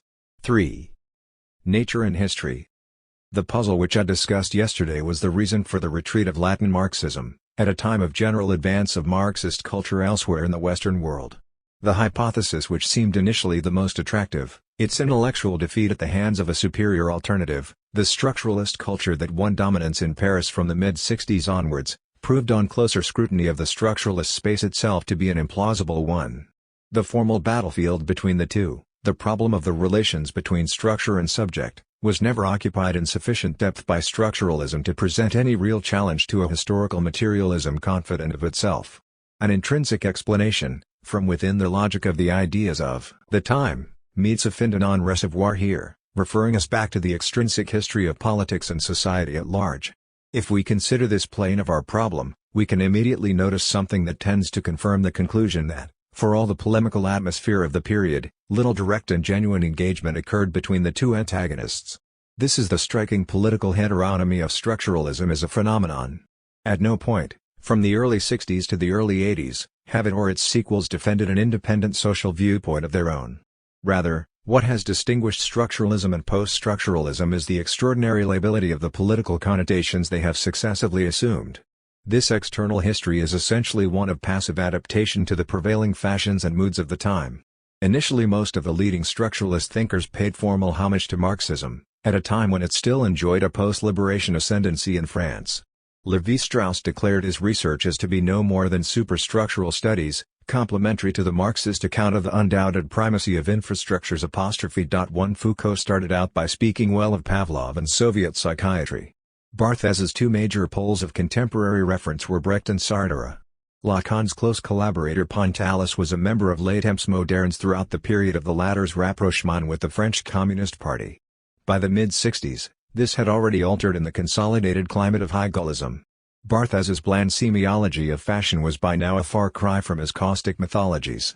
Foucault's political credo veered towards a technocratic functionalism, even claiming that an optimal functioning of society can be defined in an internal manner, without it being possible to say for whom it is better that things should be thus. To then, after the May events, as structuralism swung round into post-structuralism, Foucault just as easily found his place in the neo-anarchist current dominant in much of the French left, becoming a major spokesman of libertarian leftism, in company with Deleuze and Lyotard, while Derrida's collaborators at Tel Quel championed Maoism. Today, Lévi-Strauss speaks of Marxism as a totalitarian threat even to the animal kingdom. Foucault applauds the literature of Gulagism. Sollers and Kristeva of Tel Quel have rediscovered the virtues of Christianity and capitalism.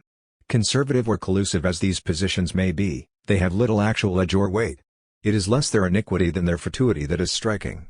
Reflections of a political conjuncture in an essentially unpolitical thought, they can alter again when the conjuncture alters. They tell us something general about French history in the past decades, little that is specific about the ideas of structuralism itself. This can perhaps be seen especially clearly if we look across the Rhine. In discussing the changing map of Marxism earlier, I made no mention of Germany, where a much greater stability has obtained than in either the Latin or Anglophone zones. Historical materialism has always possessed a peculiar position in the Bundesrepublik. On the one hand, Germanic Marxism has had the longest and richest tradition in Europe, benefiting, as it did, not only from the contributions of German nationals themselves, but from the much wider zone of influence and attraction enjoyed by German-speaking culture in Central and Eastern Europe, that included Austria, Switzerland, Bohemia, Hungary, and Poland. Luxembourg, Kautsky, Bauer and Lukács all came from these borderlands. It was here too that Freud's discoveries, of course, made their first wider intellectual impact. The Weimar period saw the rise of the Institute for Social Research in Frankfurt and the emergence of the theater of Piscator and Brecht, amidst a general culture of the left of great brilliance and vitality, whose social backcloth was the strongest labor movement in the West, with the largest and most dynamic Communist Party. After exile and the war, most of the Frankfurt school could come back to West Germany, as Brecht did to East Germany, and develop its work in a creative continuity with pre-war themes and debates that was unique in Europe. On the other hand, by the end of the Allied occupation, German communism had been crushed in the West and the labor movement firmly subordinated to capitalism. By the mid-50s, the Social Democratic Party had formally abandoned any allegiance to Marxism, and the Communist Party was proscribed. The politics of Adenauer's Germany rivaled those of Eisenhower's America in their stifling conformity and reaction. Frankfurt Marxism, formed in another epoch and tempered in adversity abroad, as a whole did not bend to the new restoration of the German miracle. But its distance from directly political discourse or engagement, already great before the war, became well-nigh absolute. Yet within the universities, its influence nurtured the emergence of a very large, increasingly militant layer of students whose rebellion in 1968 revealed that Marxism had become disseminated and diversified anew in a numerous younger generation of socialist intellectuals. By then Horkheimer was in his Swiss dotage. Adorno, profoundly taken aback by the eruption of his own pupils, died a year later. It was left to Habermas, the major thinker, to emerge from the post-war levy of the Frankfurt tradition, to confront the student movement as a force. Bruised by direct attacks on himself and his colleagues, he denounced the SDS as coercive and irrationalist, and withdrew from the university. Already a prolific writer in the 60s, his oeuvre steadily developed and expanded over the next decade, coming to represent the most comprehensive and ambitious theoretical project of the contemporary German scene. The fruition of this work makes it clear that the absence of any reference to Habermas in considerations on Western Marxism was, in fact, a major error of appreciation. There were two reasons for that omission. One was Habermas's own response to the upheavals of the late 60s, expressed in impromptu formulations that appeared to disqualify him as a political thinker of any weight. The second, and more important, was the hybrid character of his philosophical work as such, revealing as it did pervasive importations from American pragmatism and action theory into a Frankfurt heritage in certain respects more directly reworked through Hegel, albeit of the Jena period, than ever before. That seemed to render questionable its inclusion within the framework of even an ecumenically understood Marxism. Three such motivations were not without plausibility. In an attractive recent interview, Habermas himself has alluded to the grounds for them, at once retracting his psychologist's comments on the student movement as ill-judged, and remarking how difficult he too found it to know whether his work should or should not be regarded as Marxist. Its initial description as such, with the publication of Strukturwandel der Öffentlichkeit in the early 60s, came to him as a surprise, he recounts, yet the same interview, while freely discussing the continuing ambiguities of his intellectual position, expresses a modest and straightforward desire for affiliation to historical materialism today, sufficient in itself to quash conventional earlier judgments of his evolution. For behind such declarations, in fact, now stands a commanding body of work seeking, in Habermas's own terms, to reconstruct historical materialism in keeping with the critical transformation of the Frankfurt tradition he has effected. The architectural scale and sweep of the theoretical edifice that has resulted, synthesizing epistemological, sociological, psychological, political, cultural and ethical inquiries in a single program of research, has no real parallel in contemporary philosophy, of whatever inspiration. A proper sense of the distinction of this achievement should be the starting point for any evaluation of Habermas's work. The ideas that have interlocked to form his philosophical system need, however, to be situated with some comparative calipers. For if we look at the characteristic coordinates of Habermas's thought, the first thing that must strike any attentive observer is how close many of them are to those of French structuralism. The same premises and preoccupations recur again and again, albeit each time from different sources and with different conclusions. The starting point of Habermas's distinctive position, as it were on the borderline between Marxism and non-Marxism, was his argument that Marx erred in giving a fundamental primacy to material production in his definition of humanity as a species and in his conception of history as an evolution of societal forms. Social interaction, Habermas maintained, was an equally irreducible dimension of human practice. Such interaction was always symbolically mediated, constituting the specific domain of communicative activity, as opposed to the instrumental activity of material production. Where production was aimed at increasing control over external nature, interaction generated those norms that adapted inner nature, human needs and dispositions, to social life. There was no necessary correspondence between the two. Economic or scientific progress did not necessarily assure cultural or political liberation. The dialectic of moral life, as he called it, had its own autonomy. This original baseline of the Habermasian program, a doctrine of separate but equal types of human activity, then underwent a series of crucial shifts as his work developed. Three conceptual slippages, in particular, occurred. First, the notion of social interaction, vague enough in all conscience, but generically denoting the realm of cultural and political forms in their widest sense, as opposed to the economy, tended increasingly to give way to that of communication, as if the two were simply equivalent, the latter being more precise. But, of course, there are many forms of social interaction that are not, except in a purely abusive or metaphoric sense, communication. War, one of the most salient practices in human history, is the most obvious example, while the associated labor of material production is itself social interaction of the most basic kind. Next, however, communication came to be increasingly identified with language, as if these two were also interchangeable, despite the familiar multiplicity of non-linguistic types of communication, from the gestural to the plastic or musical. Once this slide from communication to language had occurred, the next step was to subsume production itself under a common rubric derived from communication. This was achieved with the extension of the notion of learning processes from cultural to economic systems, as the basic evolutionary category explaining the development from one level of the forces of production to another, in the course of human history. The third stage was then to assert the outright primacy of the communicative over the productive functions in the definition of humanity and the development of history alike, that is, in Habermas's terms, of language over labor. Already at the time of knowledge and human interests, Habermas declared, striking a Vickian note, "What raises us out of nature is the only thing whose nature we can know." Language '5 By the time of his reconstruction of historical materialism of the mid-70s, the claim is given an ontogenetic foundation. Whereas hominids practiced labor with tools, revealing it as a pre-human activity, Homo sapiens as a species was characterized by the innovation of language and the family that it alone could institute. Moreover, this privilege of communication over production is not simply constitutive of what it meant to become fully human, it continues to operate as the dominant principle of historical change thereafter. For in the long development of the two sets of learning processes between Paleolithic and capitalist societies, it is moral regulations rather than economic forces that have determined major transformations, they, indeed, which have prompted or permitted the successive reorderings of economic relationships associated with the evolution of civilization, rather than vice versa.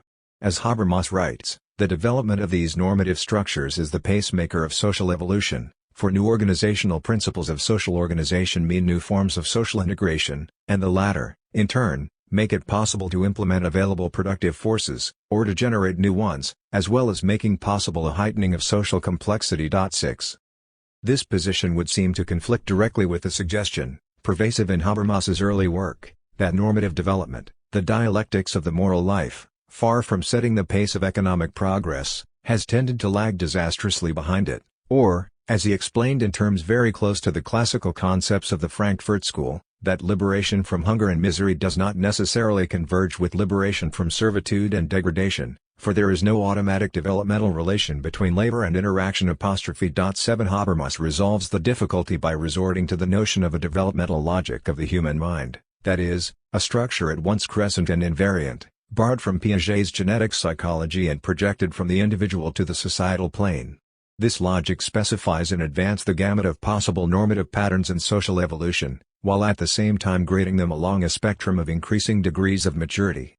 All civilizational forms, in this sense, are embryonically contained in the acquisition of language itself. Cognitive and interactive developments, Habermas writes, no doubt merely exhaust the logical range of possible structural formations that already emerged with the natural historical innovation of linguistically established intersubjectivity at the threshold of the socio-cultural form of life. 8 What, then, is the relation between the formal logical range and the actual historical record of successive societies? For Habermas, the answer is that the sequence of concrete social formations in history is essentially contingent. His theory of social evolution explains the developmental logics, that, betoken the independence, and to this extent the internal history, of the mind. 9 Whereas historiographic narrative studies the fortuitous circumstances and ways in which these persistent mental structures, of different levels of maturity, find their social expression. There is an impassable gulf fixed between the two. evolution-theoretic explanations, he insists, not only do not need to be further transformed into a narrative, they cannot be brought into narrative form. 10 There is thus no guarantee that the contemporary social order corresponds to the highest stage of moral development inscribed in the processional logic of the mind. To that extent, Habermas retains the critical emphasis of his original distinction between the makeability of accumulative economic progress, and the maturity of the socio-ethical subjects capable, or rather incapable, of assuring responsible control of it. Yet once the process of communicative learning is accorded causal primacy in historical development, and is itself founded on an inherent potential for moral growth in every human mind, there is a built-in tendency for the theory to swing towards a benign providentialism. This is the sense of Habermas's universal pragmatics. Language here becomes, not merely the hallmark of humanity as such, but the promissory note of democracy, itself conceived as essentially the communication necessary to arrive at a consensual truth. A dual euphoric elision sets in. Language as such is identified with an aspiration to the good life. Our first sentence, Habermas maintains, expresses unequivocally the intention of universal and unconstrained consensus. 11 That consensus can always in principle be arrived at by subjects of goodwill, in an ideal speech situation. It is this pact of agreement that establishes what is truth, and the truth of statements is linked in the last analysis to the intention of the good life. 12 A life itself anticipated in every act of speech, even where deceit or domination are at work, insofar as these themselves only take effect by reason of the common presumption of truth from which they deviate. Communicative ethics are thus grounded on the fundamental norms of rational speech. Psychoanalysis becomes, in this reconstruction, a theory of the deformation of ordinary language intersubjectivity, whose aim is to restore to the individual the capacity for undistorted linguistic communication. At the level of the collectivity, likewise, democracy can be defined as the institutionalization of conditions for the practice of ideal, that is, domination-free, speech. It is a self-controlled learning process. 13 The similarity of the Habermasian universe and that of French structuralism and its sequels is, as can be seen, a close yet curious one. For everything that appears doubtful, dark or damned in the latter emerges translucent and redeemed in the light of the former. Both enterprises have represented sustained attempts to erect language into the final architect and arbiter of all sociability.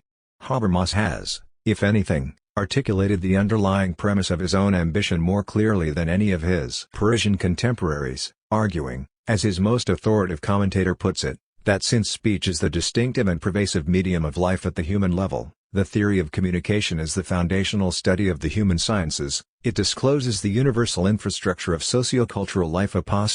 14 In the slide from medium to foundation here lies the whole confusion of the general language paradigm. But where, we might say, structuralism and post-structuralism developed a kind of diabolism of language, Habermas has unruffledly produced an angelism. In France when, as Derrida put it, language invaded the universal problematic. 15 The verb, as always in his writing, is significant, it strafed meaning, overran truth, outflanked ethics and politics, and wiped out history. In Germany, on the contrary, in Habermas's work language restores order to history, supplies the salve of consensus to society, assures the foundations of morality, anneals the elements of democracy, and is congenitally disposed against straying from the truth. Yet for all these contrasts of conclusion and pathos, the common preoccupations and assumptions are unmistakable. Typically, Habermas has sought to give a positive or rational solution to questions structuralism was content to leave negatively unresolved, or celebrated as irresoluble, but without abandoning a shared terrain. Thus Lévi-Strauss's theory of universal mental structures could provide no explanation of societal development. Habermas tries to close the gap between the two with the notion of a developmental logic of these structures, generating its own combinatory. But in doing so, he ends up with exactly the same irreducible dichotomy as Foucault or Lévi-Strauss between necessity and contingency, spiritual structures and chance-governed historical processes. Discourse possesses equally thaumaturgical powers in the two opposing sets of work, but whereas, in Foucault, it signifies the exclusion of unregulable statement or determinable truth, for the registration of the servitude of the archive, it represents in Habermas the highest reach of communicative competence, the realm where ideal speech might virtually be realized, and with it the conditions of liberty as such.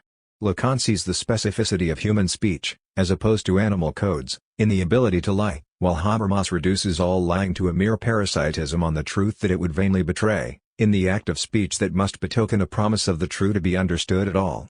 Yet although Habermas insists on not only the possibility but the inevitability of truth, he is no less vehement than his Parisian opposites in condemning any correspondence theory of it as an impossible attempt to break out of the domain of language. 16 His own definition of it as no more than rational consensus is itself a variant of pragmatic subjectivism, separated from the abyss of Parisian relativism by no more than the tenuous safety rail of a hypothetical ideal speech situation, whose counterfactuality he himself concedes.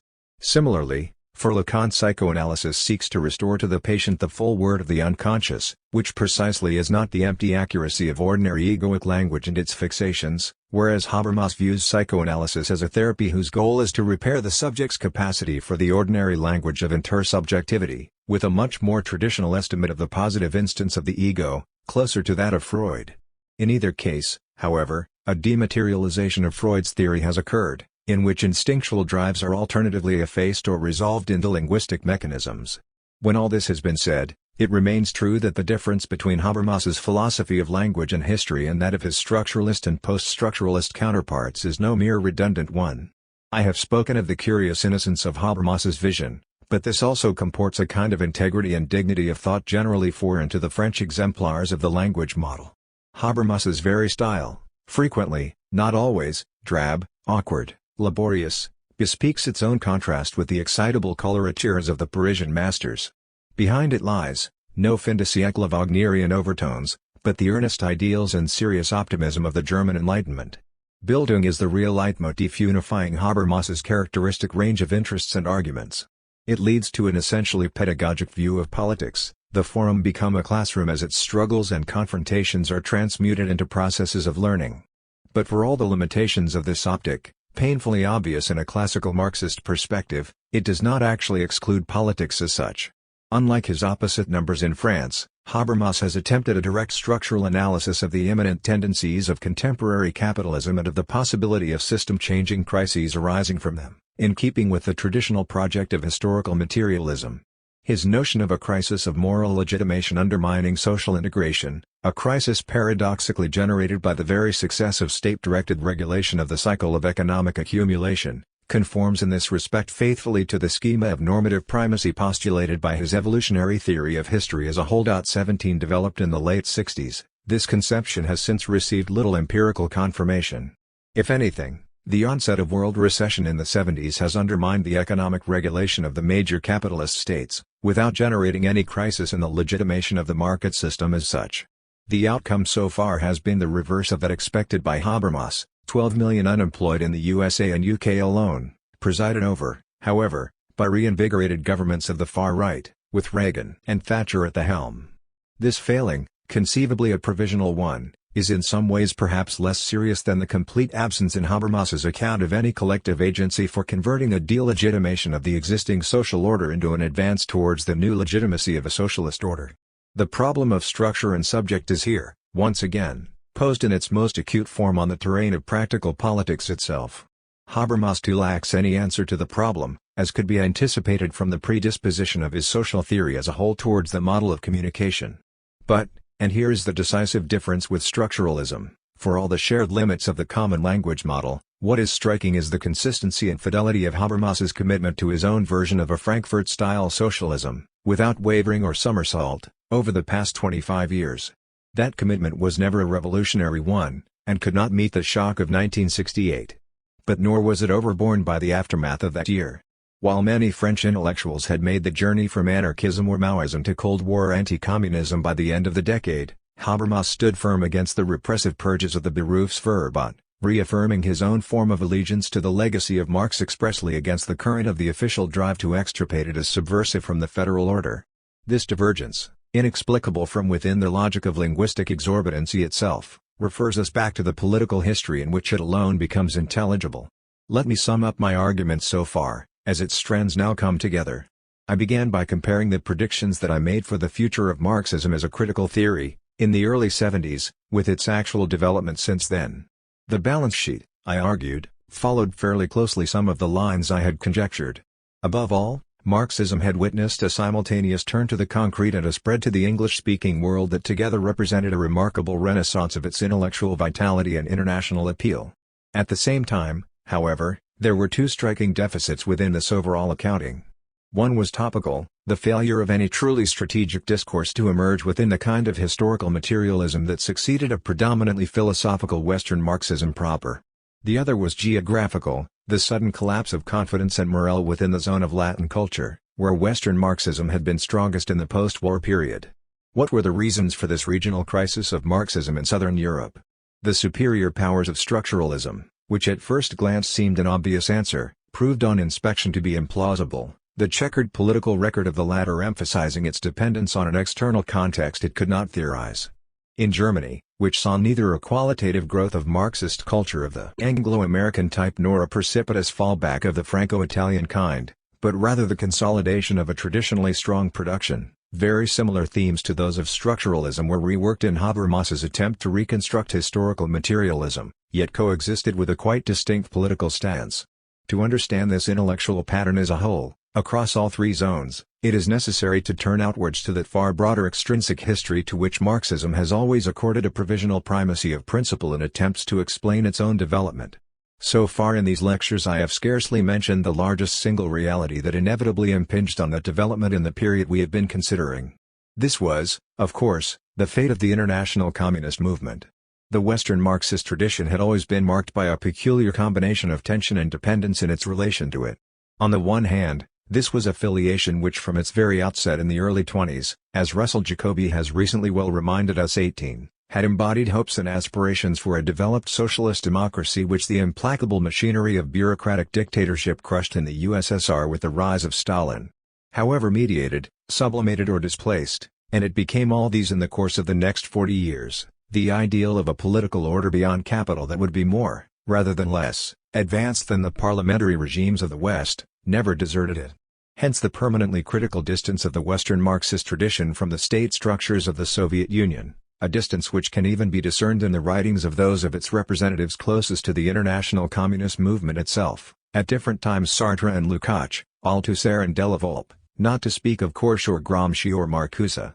On the other hand, this tradition nearly always had a sense of the extent to which the Russian Revolution and its sequels, whatever their barbarities or deformities, represented the sole real breach with the order of capital that the 20th century has yet seen, hence the ferocity of the onslaughts of the capitalist states against them, from the Entente intervention in the Russian Civil War, to the Nazi attack on the USSR, to the Korean War fought against China, to the attempted assault on Cuba, and then the war on Vietnam itself. In the West, moreover, the alternative tradition within the labor movement, that of social democracy, had lost any force of real opposition to capitalism, becoming a generally servile prop of the status quo. There, the only militant adversaries the local bourgeoisies encountered continued to be communist parties ideologically bound to the USSR, where these existed as mass organizations. For all these reasons, the Western Marxist tradition was also typically oblique and prudent in its criticisms of the communist states themselves. Direct and extended theoretical analysis of them in their own right was rarely if ever attempted, in significant contrast, of course, to the underground tradition descending from Trotsky, with its roots in the political struggles of the 20s in the Soviet Union. Herbert Marcuse's Soviet Marxism is an honorable exception, but even it is characteristically concerned with the ideology rather than the polity of the USSR. This constitutive ambiguity of attitude in the Western Marxist tradition found its sharpest intellectual focus for a time in the work of one thinker, Jean-Paul Sartre. The reason for this lay in his peculiar position between the two dominant options within Western Marxism in the 50s, formal membership of a communist party, to be practically close to popular politics, at the price of theoretical silence about that politics, Lukács, Althusser or Delavolpe, or a distancing from any form of organizational commitment or commentary on current politics, the survivors of the Frankfurt School. Sartre, at the head of his journal Les Temps Modernes, never joined the French Communist Party, but he did try to develop a consequent practice of Marxist political intervention and theoretical interpretation of the course of the class struggle in France, and the world outside it. It was this project that brought him to the series of polemical essays on the communists and peace, to the rupture with Merleau-Ponty that arose out of it, to the famous articles on Stalinism of 1956-57, and then to the composition of the Critique of Dialectical Reason itself. I remarked yesterday that the abandonment of the second volume of the Critique, in the late 50s or early 60s, was a crucial moment in the intellectual history of post-war France. Part of the reason for this renunciation, certainly, lay in the intractable philosophical difficulties Sartre encountered when he started to try to construct what he called an enveloping totalization of antagonist praxis that would found the unity of a plurality of conflicting epicenters of action. 19 This was the decisive problem of the revolving relations between structure and subject, as we have seen. There is no doubt, from the manuscript, that Sartre lost his way here. But the colossal scale of his work on Flaubert would testify that his theoretical energies were far from exhausted. He could have returned to attack this theoretical crux with renewed vigor at a later date, as philosophers had done in analogous circumstances before him. The reason why he did not lies elsewhere in the unpublished mass of Volume 2. For what Sartre had attempted to do was to conduct his critical investigation through the medium of the actual historical processes that led from the October Revolution to the apotheosis of Stalin after the Second World War and beyond, in the Soviet Union. It is the class struggles and political conflicts of that long and bloody experience that form his dialectical laboratory. The choice was no mere hazard.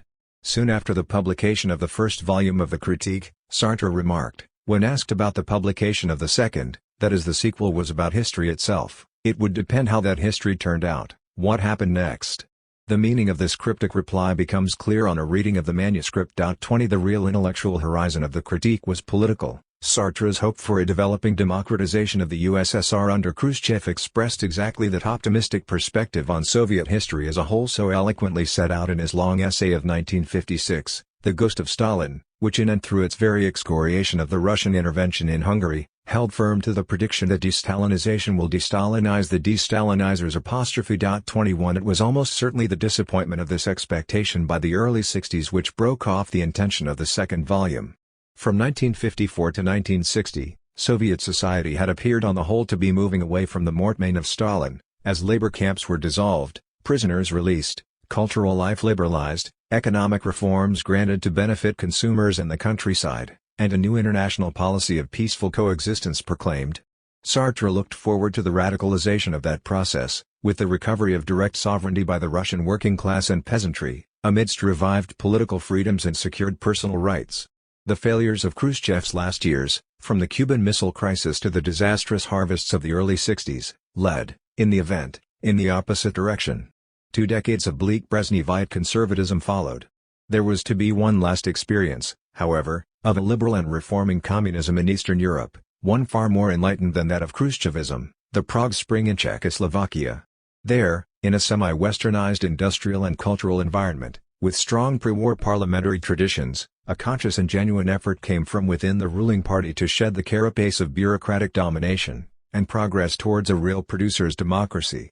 The destruction of that prospect, with the Warsaw Pact invasion of August 1968, finished off the cycle of de-Stalinization in the Soviet bloc itself.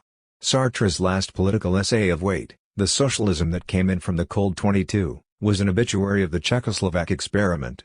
It is no accident that he thereafter lost his compass and never produced a major political statement again, his pronouncements in the 70s becoming ever more occasional and erratic. Meanwhile, however, a new gravitational force was exercising a tidal pull on the Western Marxist culture of the late 60s and early 70s. The discredit of Khrushchev's model of reformism in the USSR created the conditions in which Mao's launching of an officially proclaimed cultural revolution in China came to seem a superior form of rupture with the institutional inheritance of Stalinist industrialization and bureaucratization, one historically more advanced because more radical, in every sense. Abroad, Chinese foreign policy attacked diplomatic collusion with imperialist powers, calling for active solidarity with oppressed peoples in the Third World. At home, spontaneous mass action against bureaucratic privilege, from below, was stressed in lieu of cautious reforms from above. Instead of greater space for market forces, social egalitarianism was exalted at all levels. Beyond class divisions themselves, the Cultural Revolution announced as its goal transcendence of the division between mental and manual labor itself, as well as the age-old division between town and country. All this was to be realized through direct popular administration in the spirit of the Paris Commune, and the unleashed energy and enthusiasm of the younger generation. The appeal of this ideological program was very wide in the West, where it seemed to resonate from the other end of the world common themes of hostility to technocratic consumerism, educational hierarchy and parasitic over-industrialization. In Europe, Althusser was the most prominent and influential Marxist thinker to invest much of his hope for a democratic communism in the Maoist project in China. His Italian correspondent and collaborator Macchiacchi became the author of one of the most unconditional encomia of it. 23 But the wave of sympathy and admiration for the Cultural Revolution swept up a very broad range of socialist intellectuals, not to speak of student militants, affecting in different degrees and different ways Duchka and Enzensberger in Germany, Poul and Zoss, Glucksmann and Christophe in France, Rossonda and Arrighi in Italy, Sweezy and Magloff in the USA, Robinson and Caldwell in Britain. The real substance and direction of the Maoist experience in China, however, was to prove very different from the ideal images which gained such diffusion abroad. Already by the early 70s, the momentum of an unrestrained anti-Soviet campaign, initially intelligible enough, then increasingly unbalanced and hysterical, led the Chinese state to an ever closer embrace with the United States government, and an ever more accentuated abandonment of support or solidarity for national liberation movements in the Third World, in exchange for amity with the most brutal and reactionary regimes across 3 continents, from Chile to Zaire, and Iran to Sudan. Domestically, it became increasingly clear that the Cultural Revolution was not only manipulated by the very bureaucratic summit it was ostensibly first aimed against, but in practice amounted to something very different from its declared goals, a gigantic purge of party and state apparatuses, involving a huge toll of political repression, with millions of victims, economic stagnation, as demographic pressures mounted, and ideological obscurantism, as every field of culture and education regressed in the irrationalism of a Mao cult surpassing that of Stalin himself. The final balance sheet was far direr than that of Khrushchevism before it. Popular repudiation of the Cultural Revolution, after Mao's death, was overwhelming. The reaction to it, indeed, soon came to resemble in many of its features the pragmatic cast, at once liberal and cynical, of Khrushchevite reformism itself.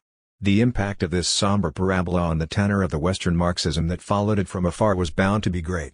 In the event, however, it was to be compounded by a second decisive experience of these years. The Cultural Revolution and its consequences had consummated the Eastern Schism within the Soviet-dominated international communist movement. The advent of Eurocommunism a decade later effected a symmetrical Western Schism. Its starting point too was a critique of the legacy of Stalinism in the Soviet Union, and of the petrification of the prospect of internal reforms in the USSR and Eastern Europe. But whereas Maoism had reacted primarily against Khrushchevism, Eurocommunism, chronologically later and thematically distinct, was a response to the burial of it in the Brezhnevite consolidation of the 60s and 70s. Its real genesis dates from the invasion of Czechoslovakia, a Soviet action which was for the first time condemned with virtual unanimity by the West European Communist parties.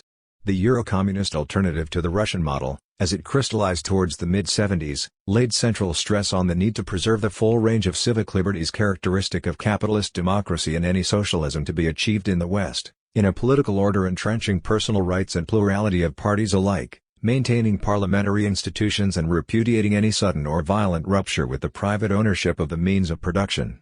In other words, it was a peaceful, gradual, constitutional road to socialism, antithetical to the model of the October Revolution and to the Bolshevik regime that emerged from it. The attraction of these proposals to many of the survivors or heirs of Western Marxism was comprehensible enough.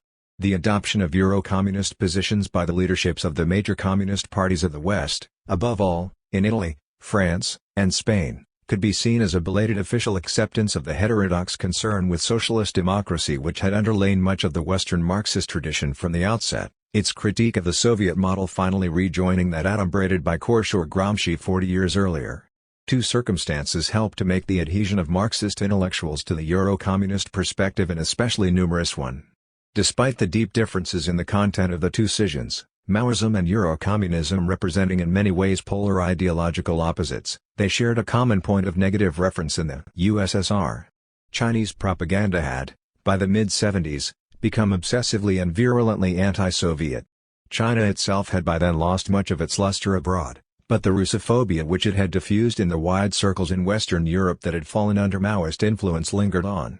In some cases, the result was simply a rapid transition to a conventional anti-communism tout court, the trajectory, essentially, of the French New Philosophers. But more frequent was an evolution from Maoism to Eurocommunism, mediated by the vehement rejection of the Soviet experience common to both. This movement was especially marked in France. Althusser, for all his initial misgivings at the dropping of the formula of the dictatorship of the proletariat by the French Communist Party, was emblematic of it. A much more powerful factor in the general rallying to Eurocommunism, however, was the political situation in Southern Europe itself. Midway through the 70s, this whole region appeared ripe for popular advance and social change. In France, after nearly 2 decades of uninterrupted rule, the right was sinking into discredit and division. In Italy, Christian democratic corruption and incompetence were generating ever wider protest and larger electorates for the Italian Communist Party. In Spain, Portugal, and Greece, fascist or military dictatorships were at the end of their tether. In all these countries, the communist parties were still the largest organizational force in the working class, either in legality or in the underground. The chance for a historic breakthrough, beyond the social stalemate of welfare capitalism in Northern Europe, appeared to be a real one, as the electoral expectation of coalition governments of the left coincided with the ideological conversion to a specifically Western pluralism announced by Eurocommunism. Not since the end of the liberation, it can be said, had such a fund of popular hope built up in broad masses of workers and intellectuals. In the event, the outcome was uniformly dispiriting. One after the other, in one different way after another, the large communist parties missed their opportunities. The Italian party wasted its substance in the fruitless pursuit of a junior partnership with the principal organization of the Italian bourgeoisie, the Christian Democratic Party, disillusioning its supporters without winning the office it craved. The French party, apprehensive of its social democratic partner, broke up the union of the left when it was still a strong organization, precipitating electoral failure in 1978, only to enter into government 3 years later, now enfeebled and subordinate, with the selfsame social democracy. The Portuguese party, alone in rejecting Eurocommunism, unsuccessfully tried to seize power in a bureaucratic putsch, and ended the Portuguese Revolution in so doing. The Spanish party, the central force in underground resistance to Franco's regime, rallied to the monarchy bequeathed by Franco, only to find itself marginalized and outnumbered by a socialist party that had been completely inactive during the dictatorship. These cumulative failures were a demoralizing blow to all those who had looked for a new dawn of the European labor movement in the passing of the old order in the South. It was here that the crisis of Marxism, so-called, had its source and its meaning. Its real determinants had very little to do with its overt themes. What detonated it was essentially a double disappointment, first in the Chinese and then in the West European alternatives to the central post-revolutionary experience of the 20th century so far, that of the USSR itself. Each of these alternatives had presented itself as a historically new solution, capable of overcoming the dilemmas and avoiding the disasters of Soviet history, yet each of their upshots proved to be a return to familiar deadlocks. Maoism appeared to debouch into little more than a truculent Oriental Khrushchevism. Eurocommunism lapsed into what looked increasingly like a second-class version of Occidental social democracy, shamefaced and subaltern in its relation to the mainstream tradition descending from the Second International. It was, of course, the latter disappointment that was the crucial one.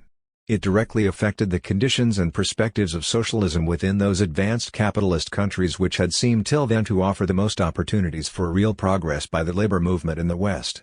Here, then, we can see why the crisis of Marxism was a quintessentially Latin phenomenon, for it was precisely in the 3 major Latin countries, France, Italy and Spain, that the chances of Eurocommunism seemed fairest, and the subsequent deflation was sharpest. The forms of that deflation have varied widely, from clamorous transfers to the right to mute exits from politics altogether. The most widespread pattern, however, has been a sudden shrinkage of socialist challenge and aspiration, now scaled down, with a bad conscience, and worse pretexts, to fit the crabbed accommodation of a new social democracy to capitalism. Decked out as a fresh Eurosocialism, beneficiary of the falling away of Eurocommunism, the governments and parties of Mitterrand, González and Craxi have since attracted the allegiance of most of the repentant and disabused, within a prospect of prudent reform at home and pronounced adherence to the Atlantic community abroad. The situation elsewhere was necessarily rather different. In Britain and the United States, West Germany, and Scandinavia, there had never been mass communist parties to attract the same projections or hopes in the post-war period. In Northern, as opposed to Southern, Europe, social democratic governments had been the norm for decades. Reformist administration of capitalism held few novelties for the Marxism that had developed there since the 60s, whose main political focus was precisely a critique of it.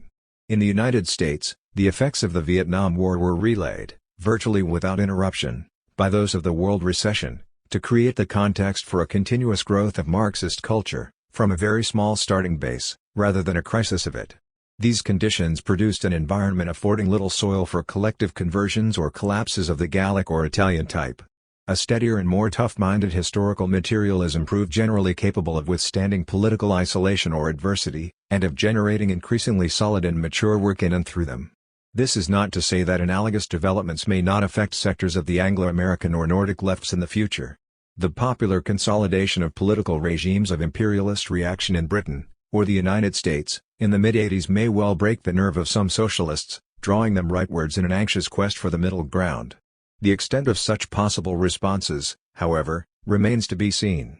For the moment, the contrast between the relative robustness and vitality of Marxism in this zone, and its corrosion and malady in the lands of the aborted Euro-communist experience, is stark enough.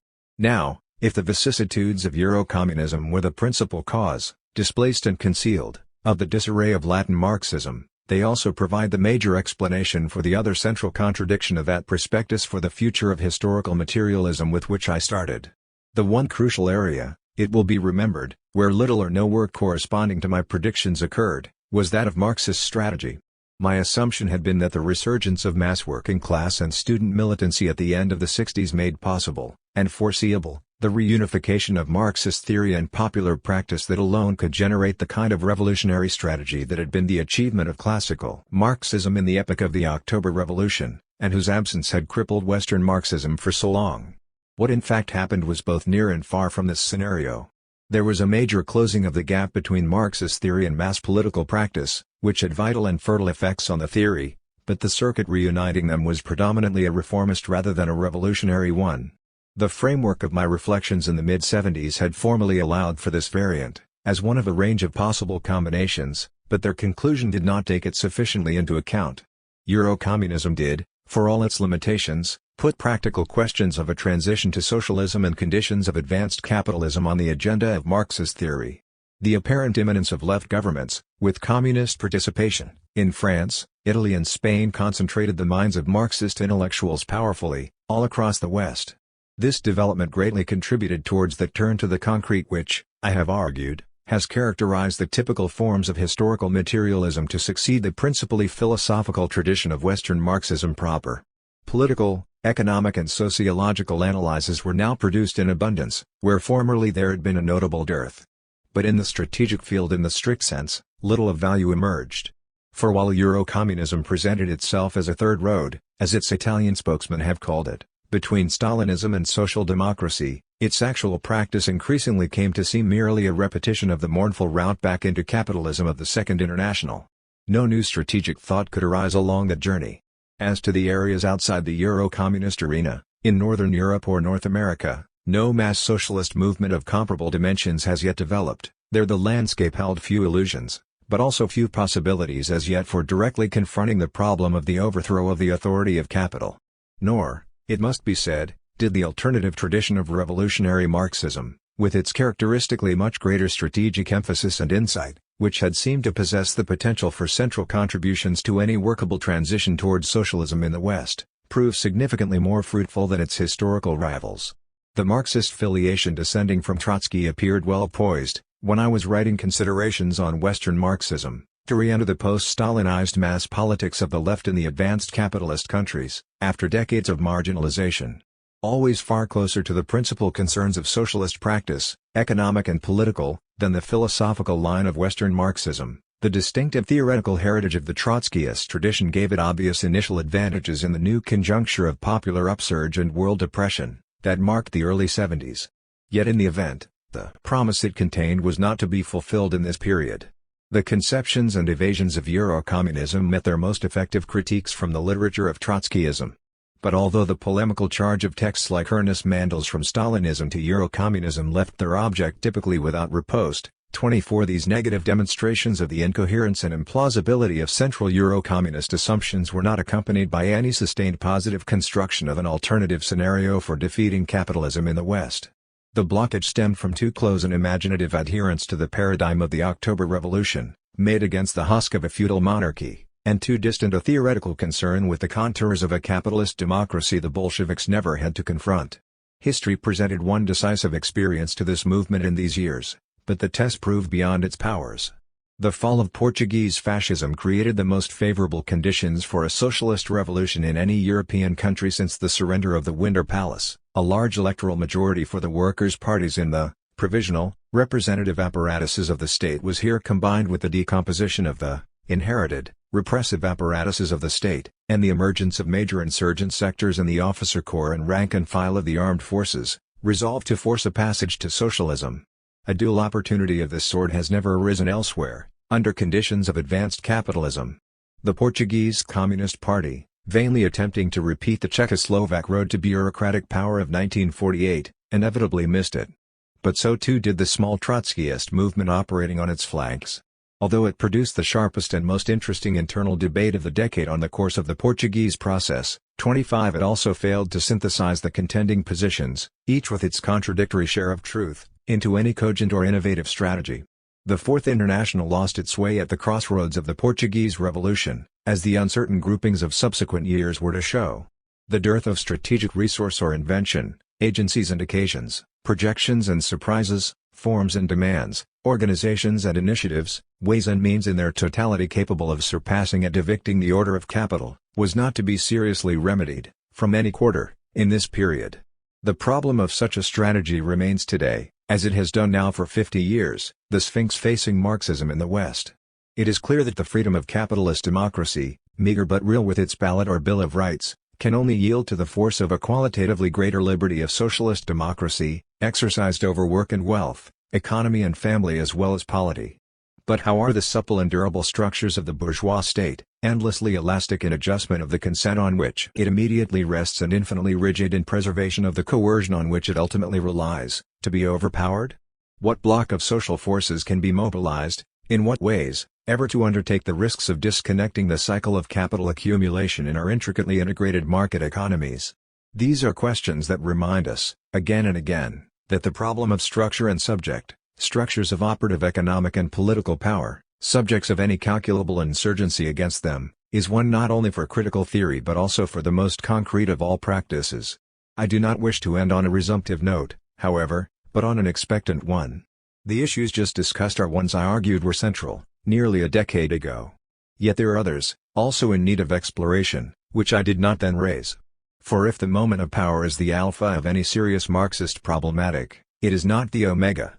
For what ends, in the names of what values and ideals, could a social movement be imaginably inspired to struggle against the dominion of advanced capital in the world today? Here I will hazard the prediction that the major challenge to Marxism as a critical theory in the next decades will come from a very different direction from the one reviewed here, and that it is on the terrain of the challenge that it will have to develop its omega.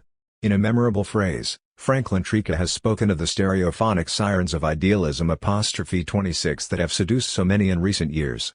Structuralism, among other things, was certainly that, an immensely alluring form of idealism.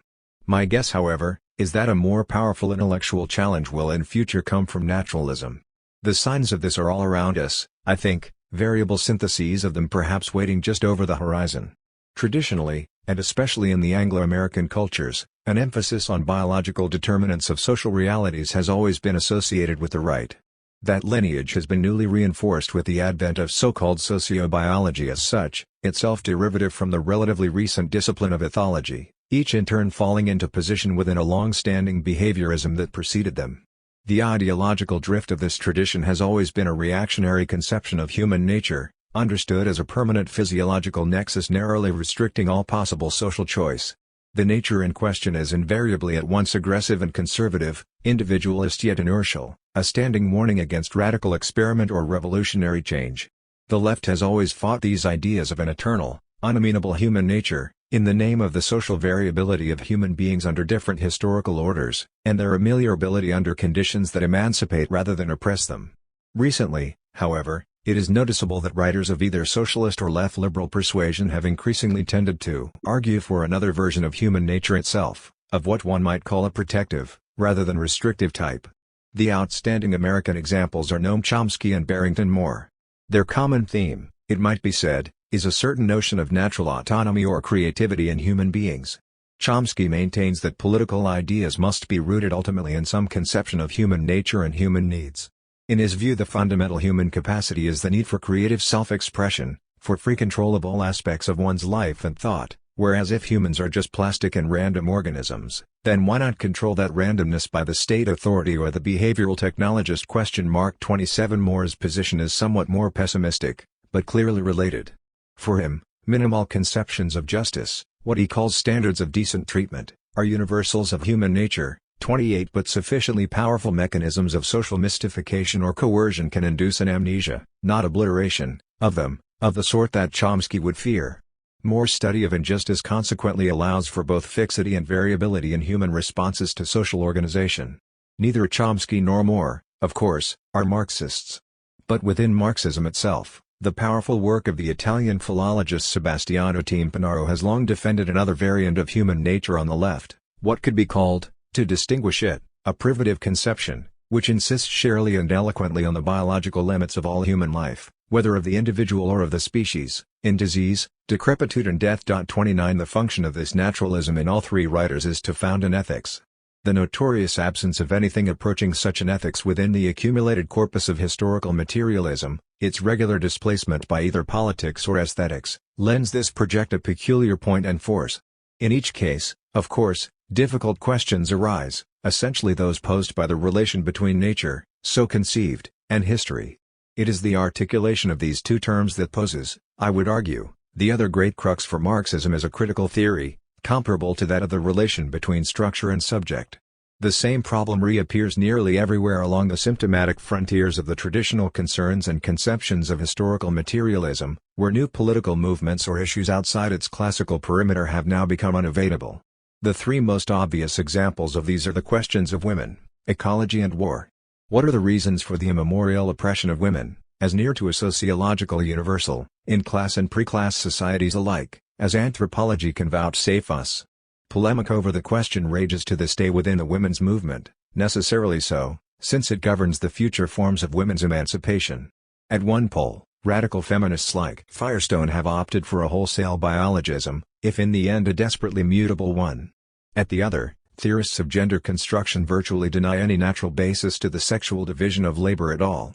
Yet even the most unremitting anti-naturalist account of sexual inequality must still be able to explain why biological differences should have been selected for the construction of social divisions. The articulation of nature and history is uneludible. If it is true that the dominant trend in the women's movement today tends to tilt the relationship too unilaterally in a culturalist direction, the opposite trend is surely predominant in the ecological movement, in which outer and inner nature often acquire a metaphysical fixity and identity well beyond any materialist conception of the range of their historical variations. Still, the problems of the interaction of the human species with its terrestrial environment, essentially absent from classical Marxism, are unpostponable in their urgency. One of the distinctive virtues of the Frankfurt tradition was its awareness of this, at whatever a philosophical level of reflection. In different registers, Raymond Williams and Rudolf Barrow have centrally addressed these issues, and it is no accident that in each case the question of the acceptable or unacceptable meanings of nature and humanity is immediately thrown up by that of the acceptable or unacceptable relations of humanity to nature. 30 History and nature are necessarily reconjugated in every ecological discussion. Finally, and most fatefully of all, the possibility of global nuclear war, destroying all forms of life on Earth, presents for the first time the deadly, proximate threat of a common terminus of the two, the end of human history and the extinction of animate nature. The very thought of such a contingency would have been unimaginable to the founders of historical materialism. Its reality thus imposes entirely new problems for any critical theory that attempts to look the close of the 20th century in the face. Here too, it is no chance that current mediations or conjectures on the dynamics that have led to the increasingly dangerous international field of forces that we witness today, and which promises worse dangers of proliferation and tension tomorrow, should have resorted to naturalist speculations.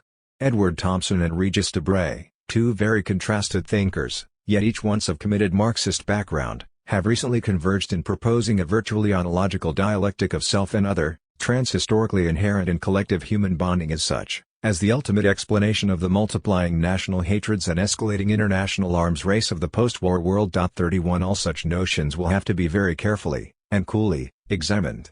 What they tell us, however, is that if the relations between structure and subject are the province par excellence of socialist strategy, the relations between nature and history bring us to the long overdue moment of socialist morality. Marxism will not complete its vocation as a critical theory unless and until it can adequately meet it. Postscript. There remains a final question that no attempt to take stock of the situation of Marxism today can avoid. What is the nature of the relationship between Marxism and socialism? There is a simple and classical answer to this. The one designates a theory capable of leading to what the other designates as a society. Such a reply, however, manifestly short-circuits the actual complexities and ambiguities of the connections between the two. For socialism is not just the practical terminus of a historical process, waiting for us over the horizon. It is also an ideal movement of principles and values, sustained by passion and argument, active and unfolding in the present, and with nearly 2 centuries of a past behind it. In this sense, socialism represents a cultural and political field of force that both precedes and exceeds Marxism. Theory itself, in this respect, is no monopoly of historical materialism. There were socialist thinkers of moment before Marx, and there have been since Marx, whose work bears little or no direct relationship to its intellectual framework. It would be a presumption to identify the two. There is obviously no complete coincidence between them. Recently, indeed, Edward Thompson has sought not only to distinguish, but to counterpose them quite sharply, dispensing with the cognitive pretensions of Marxism while reaffirming the moral claims of communism, in an eloquent plea for a new utopianism. The difficulty with such a position, however, is that it affords no ready account of why Marxism should have assumed the overwhelming salience it has in fact acquired in the international labor movement in this century. Here, once again, the demands of reflexivity with which we started need to be respected. It must be asked, what have been the historical grounds of the overall dominance of historical materialism within socialist thought and culture as a whole? More exactly, in what does the unique character of Marxism as a theory for a socialist lie, and how far does it extend? Any response here must be somewhat stenographic in form. But very approximately, it might be said that the structural primacy of historical materialism on the left to date has rested on 3 hallmarks that separate it from all other contributions to the culture of socialism.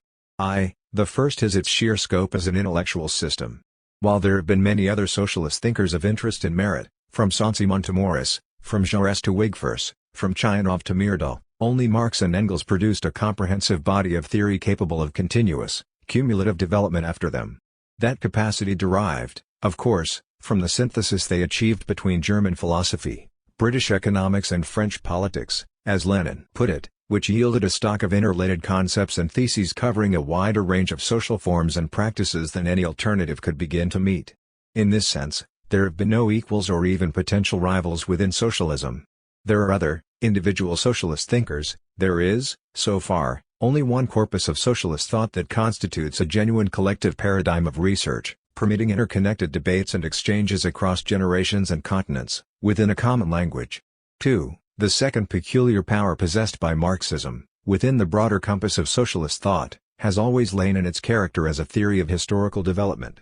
Here too, there have been many good socialist historians of other persuasions, Tawney or Lefebvre, Beard or Taylor. But there is only one contender as a general account of human development across the centuries from primitive societies to present forms of civilization. That is historical materialism. All other partial versions are derivations, or fragments, by contrast.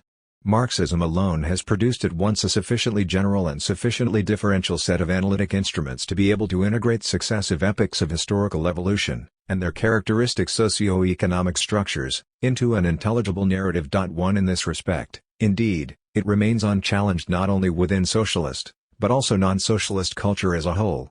There is no competing story. Weber's work comes nearest to one, but for all the extraordinary richness of its particular investigations, it significantly falls short of any general dynamic, or principles of motion. Subsequent attempts to deduce one from it, in banalized theories of modernization, have done no more than hollow out the wealth of Weber's erudition, leaving a vacant tautological shell behind. 3. Thirdly, Marxism has stood apart from every other tradition of socialist thought in the effect of its radicalism as a political call to arms, in the struggle against capitalism. There have been competing trends within the labor movement in principle as intransigently militant, in the past, Spanish anarchism, for example, but without efficacy as movements of social transformation. There have also been trends of considerable practical efficacy, such as Swedish social democracy in its heyday, but without any radicalism of achievement. Capitalism has fallen to the forces fighting against it only where Marxism has risen to dominance among them. All successful socialist revolutions to date have been guided by, or rallied to, the banner of historical materialism. These 3 faculties have not deserted Marxism to this day. But they are no cause for triumphalism. In many ways, historical materialism as a rational body of thought, informing a controlled practice of social change, has suffered from its very preeminence within the intellectual universe of socialism. As a theory, it has been, one might say, too powerful for its own good. Precisely because of its inordinate assets, its marginalization of contestants from the left was often unduly easy, its victory over critics from the right unprofitably cheap. For long, Marxism was never confronted with any really major intellectual challenges within the socialist movement, or indeed with any account of the great hinges in history of comparable solidity or confidence outside it. The result could only be to perpetuate its areas of weakness. Knowledge rarely grows without an adequate coefficient of resistance. Marxism has been the victim of its own advantages, very often, developing certain characteristic inertias and vices for want of proper corrections and counterweights to it. These advantages are, however, coming under a new pressure today, a change that can only be welcomed. Each of the traditional privileges of historical materialism, in fact, is now facing a significant challenge. Firstly, and most obviously, the systematicity of Marxism as a comprehensive theory of society has been put in question by the rise of the women's movement, developing discourses on the family or sexuality that escape much of its traditional scope altogether. The classical literature of Marxism did, of course, contain a memorable chapter devoted to these issues, in the work of the later Engels, but this was never consolidated into a continuous and central concern thereafter, lapsing into endemic neglect or deferral. Thus, even if the contradictions and omissions of that heritage have in part been made good by precarious resort to less scientific bodies of thought like psychoanalysis, there can be no doubt of the salutary and radical nature of the perceptual switch, the irreversible optical alteration, that the new feminism has brought about. The more strictly historical preeminence of Marxism is rather less threatened so far, although here too the emergence of a vigorous women's history is potentially a critical test for it.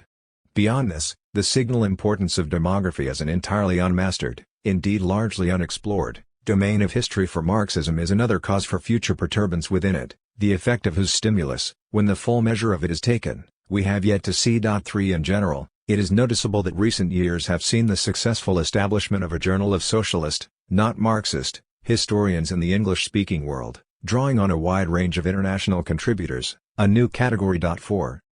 Thirdly, and finally, the kind of political radicalism once the peculiar property of Marxism has become dimmed by the progressive tarnishing of the image of the communist states in the East, and the increasing integration of the communist parties in the West into the conventional constitutional frameworks of capitalism. The twin failures of Khrushchevism and Maoism, as attempts to reform the official structures of Russia and China, leaving behind them a long stalemate of mutual tension and suffocation of popular liberties, have had drastic effects upon the reputation of the doctrine and the name of which they are justified. But these in turn have been compounded by the dull conformism and domestic paternalism, sustenance of bourgeois sovereignty without and maintenance of bureaucratic authority within, of so many Euro-communist parties that still invoke the memory of Marxism. None of these historical constellations is destined to last forever, but while they do, the fronts of real political insurgency in the advanced capitalist countries, at least, are liable to undergo significant displacements. The European peace movement, well to the left of the major communist parties in the militancy of its methods and the radicalism of its goals, is already a sign of them. This example, however, poses another question. The relationship between Marxism and socialism is one within a common intellectual field, it essentially concerns issues of theoretical inquiry. But it is also to be asked, what is the relationship between socialism itself, as a practice, and the process of human emancipation at large? Can these two be simply identified, towards the close of the 20th century? Here again, it is the emergence of a radical and international movement for women's liberation that has posed the issue most directly. What connection is there between the abolition of sexual inequality and the advent of a classless society? The difficulty of any simple equation of the two does not lie so much in the persistence of male privilege, over a wide range of social life, in the post-revolutionary societies of today, for these transitional orders are not yet, by a long measure, definable in Marxist terms as socialist, while at the same time they do typically reveal significantly greater advances towards equality than pre-revolutionary societies, either recently industrialized or still agrarian, at comparable stages of economic development. The real problem for any straightforward integration of socialist and feminist perspectives is rather to be found in the nature and structure of capitalism.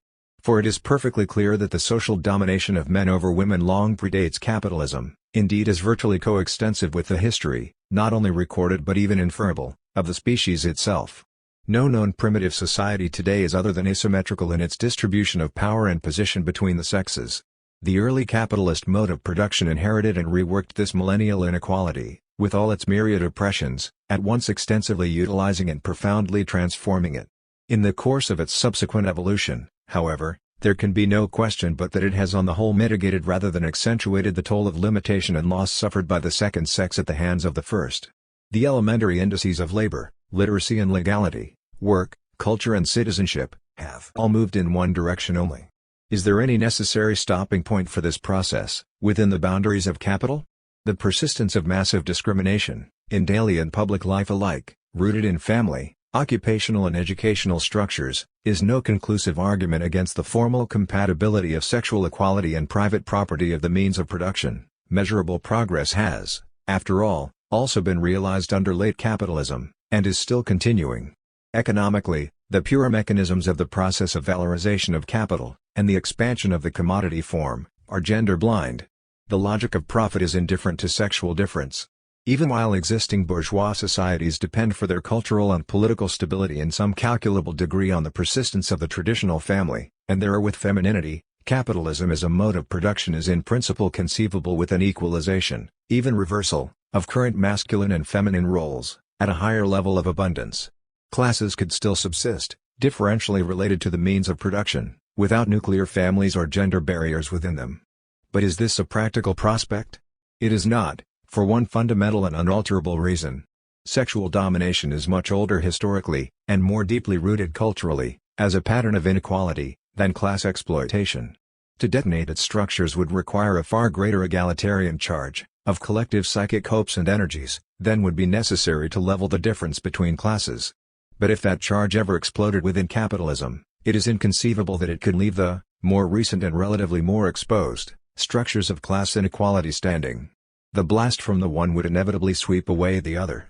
Any movement that incarnated values capable of realizing a society without hierarchy of gender would be constitutively incapable of accepting one founded on division of class. In that sense, the rule of capital and the emancipation of women are, historically, and practically, irreconcilable. Could such a scenario ever occur? That is, could the struggle against sexual domination ever provide the main impetus for a wider human liberation, tidally sweeping class struggle along with it to a common victory? The answer is plainly no. The reasons for that impossibility take us directly to the paradoxes of the relationship between socialism and feminism. For if the structures of sexual domination stretch back longer, and go deeper, culturally than those of class exploitation, they also typically generate less collective resistance, politically. The division between the sexes is a fact of nature, it cannot be abolished, as can the division between classes, a fact of history. After capitalist and worker have long vanished, women and men will remain. The biological differences that define the two sexes, moreover, render them interdependent on each other, so long as the species subsists. If abolition of the sexes is impossible, so too is their separation. Those reciprocal needs each have of the other which comprise a constant across human history, in and through the wide diversity of social guises they have assumed, have always ensured that the rules and mechanisms of masculine domination have been accompanied by forms and degrees of feminine compensation that have no strict equivalent in the economic relationships between the immediate producers and those who appropriate their product. Without this dialectic, the larger part of the history of human affections would be unimaginable. The ties so formed, of sentiment and support, within many of the very customs and practices of inequality themselves, have ordinarily also been sustained by the rough common equality of material condition that has so often, not always, prevailed between sexual partners within any given class themselves. 5. Finally, and most crucially, just because of this pattern the immediate objects of resistance, or revolt, within the system of sexual domination will often normally tend to be individual, since it is within the intersexual norms of conjugality or family that oppression has always been most intimately and durably exercised. Workers will characteristically rebel against their employers, or the state. Collectively, class struggle is social or it is nothing. Women do not possess either the same positional unity or totalized adversary. Divided by economic class themselves, within their class dependent on man dependent on them, their forces are generally more molecular and dispersed. The point of concentration of their effort is liable to be a particular partner as a general gender. The peculiarity of the feminine condition within male-dominated societies can be seen, in this respect, from the absence of any specialized agencies for the regulation or repression of women, that is, any equivalent to the coercive apparatus of the state on the plane of social class. That is why, of course, tribal societies, without class or state, can still perfectly well enforce every degree of sexual inequality, from the relatively mild to the drastically severe. There is never any overall centralization of the structures of women's oppression, and this diffusion of it critically weakens the possibility of unitary insurgence against it. Without a centripetal focus for opposition, collective solidarity and common organization are always more difficult to achieve, more friable to maintain. None of this means, of course, that joint action by women for their liberation is impossible. On the contrary, it can be said that in the past decade such action has won a greater measure of advance than has any workers' struggle in the West. That has been true not only in terms of legal change or cultural attitude, but also in a more radical sense. The challenge from the women's movement since the 70s has probably done more than any other phenomenon to force some contemplation of the idea of a qualitatively different future into a becalmed bourgeois society. But a critical distinction remains. Universal though the cause of women's emancipation may be, one so radical that men too will be freed from their existing selves by it, it is insufficiently operational as a collective agency, actual or potential, ever to be able to uproot the economy or polity of capital. For that, a social force endowed with another strategic leverage is necessary. Only the modern collective laborer, the workers who constitute the immediate producers of any industrial society, possess that leverage, by reason of their specific class capacity, or structural position within the process of capitalist machine-manufacture as a whole, which they alone can paralyze or transform, just as they alone, by reason of their potential cohesion and mass, can furnish the central contingents of the organized army of popular will and aspiration required for any decisive confrontation with the bourgeois state. That army will, of course, include many workers who are women themselves, ever more so, as the composition of the labor force continues to change away from its traditional sexual imbalance in the years to come, just as it will also include feminists as well as socialists, mustered under their own banners. Any insurgent bloc capable of unleashing a transition to socialism will be various and plural in composition, but it will only be such, something more than a mere collation of dissent, if it possesses a center of gravity in those who directly produce the material wealth on which the society of capital is founded. The tension between universality of goal and specificity of effect, inscribed in the relationship between the practical causes of feminism and socialism today, is in fact one visible in the original theoretical succession from utopian to scientific socialism itself. The utopianism of Saint-Simon, Fourier or Owen accorded a far more lucid and consistent attention to the disharmony of the sexes, and sought more persistently and boldly to imagine ways to remedy it, than the thought of Marx and Engels that eventually so largely supplanted it. Engels could retrospectively delight in the stupendously grand thoughts and germs of thought that everywhere break out through their fantastic covering '6 in the writing of these predecessors, but there is no exact equivalent for the direction of many of them in the corpus of historical materialism. It is no accident that contemporary feminists should have turned back to the utopians so warmly, for continuity and inspiration in their own work. 7 There is no question of the loss of political emphasis and imagination that accompanied the general codification of post-utopian socialism at the turn of the 20th century. But at the same time, it is necessary to see equally clearly why the utopian tradition was so quickly eclipsed. Presenting itself as a program for the ethical reformation of humanity as a whole, it lacked any historical operator to shift the enormous weight of material misery it so fervently denounced. Precisely because it sought to deliver the human race all at once from bondage, it could explore issues of sex as much as, or more than, issues of class, but for the same reason it had no way of locating the lines of division within humanity capable of bringing about the new civilization. Its irenic universalism, the gospel of a secular religion as its founders formulated it, precluded social conflict as a central principle of political change, hence its necessary resort to moral conversion as a substitute for it. The decisive advance of scientific socialism was to break this deadlock by identifying the site of a particular social agency, rooted in historically specific forms of economic production, as the Archimedean point from which the old order could be overturned, the structural position occupied by the industrial working class created by the advent of capitalism. That process, by definition, involved the sharpest bisection of society into opposite political camps, and endemic war between them. The gain that was registered by this transformation of perspective was so immense that it consigned the previous utopian problematic to virtual oblivion within socialist thought, for a long period. But there was a price to be paid for it. The narrowing of the characteristic range of concerns of Marxism as the dominant ideology of the labor movement in the 20th century. The same divergence is posed today by the other, even greater, issue overflowing traditional channels of socialist thought, the prospect of nuclear war. Here too, but far more dramatically and finally, universal human interests, transcending the struggle between capital and labor, are at stake, nothing less than the survival of humanity itself. It is quite logical, then, that those who have done more than most to rouse a new peace movement into being, sounding the alarm at the constantly increasing risks of global annihilation, should also so often have called for a revival of the utopian heritage within socialism. Edward Thompson and Rudolf Barrow are outstanding examples. Each has felt a moral insufficiency within Marxism to contend with the shape of the danger now facing any future for humankind at all, an insensibility grounded in its nature as a theory of struggle between classes, pitting antagonistic forces without respite against each other, rather than of redemption of the species as a whole. As the bloodshot 20th century lurches towards its end (9) against this legacy, they have appealed for an immediate universalism, in a common human reflex, beyond the barriers of country and class alike, to ward off the threat of thermonuclear extinction. The power, and rationale, of this appeal are incontestable. Businessman and worker, bureaucrat and peasant, will perish alike in any global war today. International peace is the condition for the pursuit of any form of socialism, just as it is for the preservation of any form of capitalism. The widest conceivable mobilization is needed today, and will be more urgent than ever tomorrow, against the gathering momentum of the nuclear arms race. But here too, on a planetary scale, the relationship between aim and agency is disjunctive. The benefits of arresting the drive towards a general conflagration can only be universal, but the forces capable of securing them will necessarily remain particular. The prolonged momentum of the Cold War that has led to the present deteriorating pass in international relations does not derive from inherited faults or warps within the moral constitution of humanity, as any neo-utopian diagnosis inevitably tends to suggest.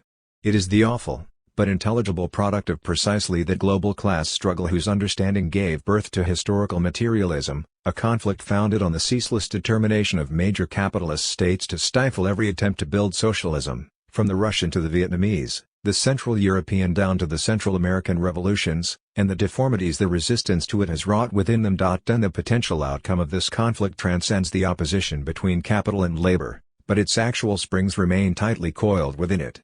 It is for that reason, too, that while the dominant classes in the West could foreseeably yield to measures of disarmament, on a rational calculation of the risks and costs of indefinite nuclear stockpiling, they will never be the initiators of any movement towards a denuclearized peace. The only political agencies capable of wrenching humanity away from the long-term run towards war lie to the side of labor, not capital, the dispossessed, rather than the possessors, of the fundamental means of production and coercion in the imperialist societies of today. There is no space, geometrical or historical, in which the categories of right and left can be magically sublated. Peace itself, so long as it signifies no more than the negative absence of war, is unlikely ever to mobilize the depths of patience or the heights of enthusiasm necessary to win it, among great masses of men and women all over the world, in the teeth of the sinister lull that passes for peace today. The positive outline of a social order beyond both capital and bureaucracy, which alone would later wrest the menace of war between them, is the only realistic horizon for a peace movement that can endure. In Williams's words, to build peace, now more than ever, it is necessary to build more than peace. 11. In this respect, the two causes of general emancipation just considered have not wholly dissimilar ties with the specific cause of socialism itself. Neither is identical with it. But in each case the route to one passes through the other, as its probable condition. Without the supersession of classes, there is small chance of the equalization of sexes, just as without the dismantling of capital, there is little likelihood of the banishment of nuclear war. The peace movement and the women's movement are, in their practical fate, in the long run indissociable from the dynamic of the labor movement. That gives no superior rights to the latter. The autonomy of the two critical forces of our time that pose directly universal demands requires absolute respect. But it does impose new responsibilities on the labor movement. These include not only a material solidarity with the struggle for peaceful coexistence between nations, and for full equality between sexes, but also an ideal capacity to reconstruct and develop the idea of socialism itself, so that it can genuinely act as a fulcrum between them. The urgency of this task is now plain. In recent years the very notion of socialism as an alternative form of civilization has become effaced and remote within broad masses of the working class in the West, and fallen into popular discredit in significant zones of the East. In these conditions, it is all the more necessary to put a quite renewed emphasis on socialism as a future society, that exists nowhere in the world today, or even seems very close, yet whose articulated format is essential to debate at once as boldly and as concretely as possible. The field of such debate is already discernible in the contrasts of current contributions to it, emphasizing the opposite axes of values and institutions. To take the two most paradigmatic examples, on the one hand Edward Thompson has exalted the faculties of the utopian imagination as such, infigurations of moral desire freed from any too mundane calculus of conventional cognition, while on the other hand Raymond Williams has reproached the classical utopian impulse for tending towards an escapist simplification of the existing world, and insisted on the more exacting need for feasible institutional specification of any socialist future beyond it, which will always involve greater, not less, complexity than the arrangements of the capitalist present. 12 Were they pitted against each other, anarchism and Fabianism would be the logical conclusion of either emphasis on its own. An open and inventive Marxism should find its province in a flexible balance between them. In fact, on the contrary, historical materialism has been taxed with deficiencies from both directions at once, as subject to a critique by utopianism, for the utilitarian narrowness of its compass of political concerns, and as subject to a critique for utopianism, in the impractical vagueness of its proposals for social change. Recent work by Carmen Siriani contains a powerful example of the second type of argument. 13 Of the two, each of which possesses its own measure of truth, it is nevertheless the latter that has more force. Classical Marxism was in general always skeptical towards blueprints of a socialist or communist future. But the vacuum left by its abstention from them could not remain entirely unfilled. What took their place was, in effect, untransformed residues of the tradition of utopian socialism itself, which were never thoroughly criticized or reworked in the mature writings of Marx or Engels, or their successors. The result was the persistence, within a socialism that sought to be scientific, of such themes, taken over tel quel from Saint-Simon, as the replacement of the government of men by the administration of things, or, from Fourier, of the abolition of the division of labor, which virtually ruled out the possibility, or necessity, of conceiving political or economic arrangements of any complexity at all, after the overthrow of capital. The conviction of an inherent simplification of administration and production, economy and polity alike, found its most passionate expression in the pages of State and Revolution, where any cook could run the state. The legacy of institutional thought within classical Marxism was thus always very weak, with dire consequences for the actual process of institutionalization in Bolshevik Russia itself. The post-classical tradition of Western Marxism did nothing to remedy these deficiencies. It did, however, develop a range of philosophical discourses projecting diverse transvaluations of an ideal civilizational character. The Frankfurt School, and thinkers more loosely associated with it, was most fecund in these. Marcuse and Bloch, in particular, produced overt varieties of moral aesthetic utopia, Adorno-oblique elements of one. All these were pitched on a speculative plane entirely remote from any existent social movement or political reality. Nevertheless, there can be no doubt of the positive heritage of this strand within Western Marxism. It seems likely that, possibly by way of its attenuated pedagogical mutant in Habermas's theory of communication, this will prove a significant stimulus to creative attempts at further transvaluations in the future. Nevertheless, it remains true that little or none of this work has touched on the actualization of a tangible socialist future. The institutional terrain has been characteristically neglected throughout. Yet it is quite clear that without serious exploration and mapping of it, any political advance beyond a parliamentary capitalism will continue to be blocked. No working class or popular bloc in a Western society will ever make a leap in the dark, at this point in history, let alone into the grey-on-grey of an Eastern society of the type that exists today. A socialism that remains incognito will never be embraced by it. To bring the two closer together, there are four great areas where practical research and proposal are above all now needed. The first of these is the political structure of a socialist democracy. What would be the precise forms of mandate, periodicity, franchise and constituency in a neo-Soviet system articulating workplace and residential principles within a producer's democracy covering polity and economy alike? How far would a professional administrative apparatus subsist? What division of powers would be codified? How would jurisdiction be allocated between national and local instances of authority? Would there exist a new technology of delegation? What would be the optimal ways of disaggregating control over the means of communication? 2. The second central area for debate is obviously the pattern of an advanced socialist economy. Assuming a full producer's democracy and popular determination of alternative plans, all the most difficult and intricate problems remain. What would be the range of forms of social ownership? How large, or small, a role should the market play? Could planning ever pre-adjust to new needs, with their inherent dynamism? What devices would exist to resolve conflicts between central and regional interests? What would be the appropriate combination of price mechanisms? How should consumer rights be articulated with those of producers, in major services? Should the volume of product choices be increased, or diminished? Which patterns of technology, and what distribution of labor times, would be desirable? How should different jobs be remunerated? 3. A third area where careful reflection is long overdue is what might be called the socio-cultural pattern of a libertarian leveling, that is, means for abolishing class and gender inequalities beyond the reappropriation of the means of production by the direct producers.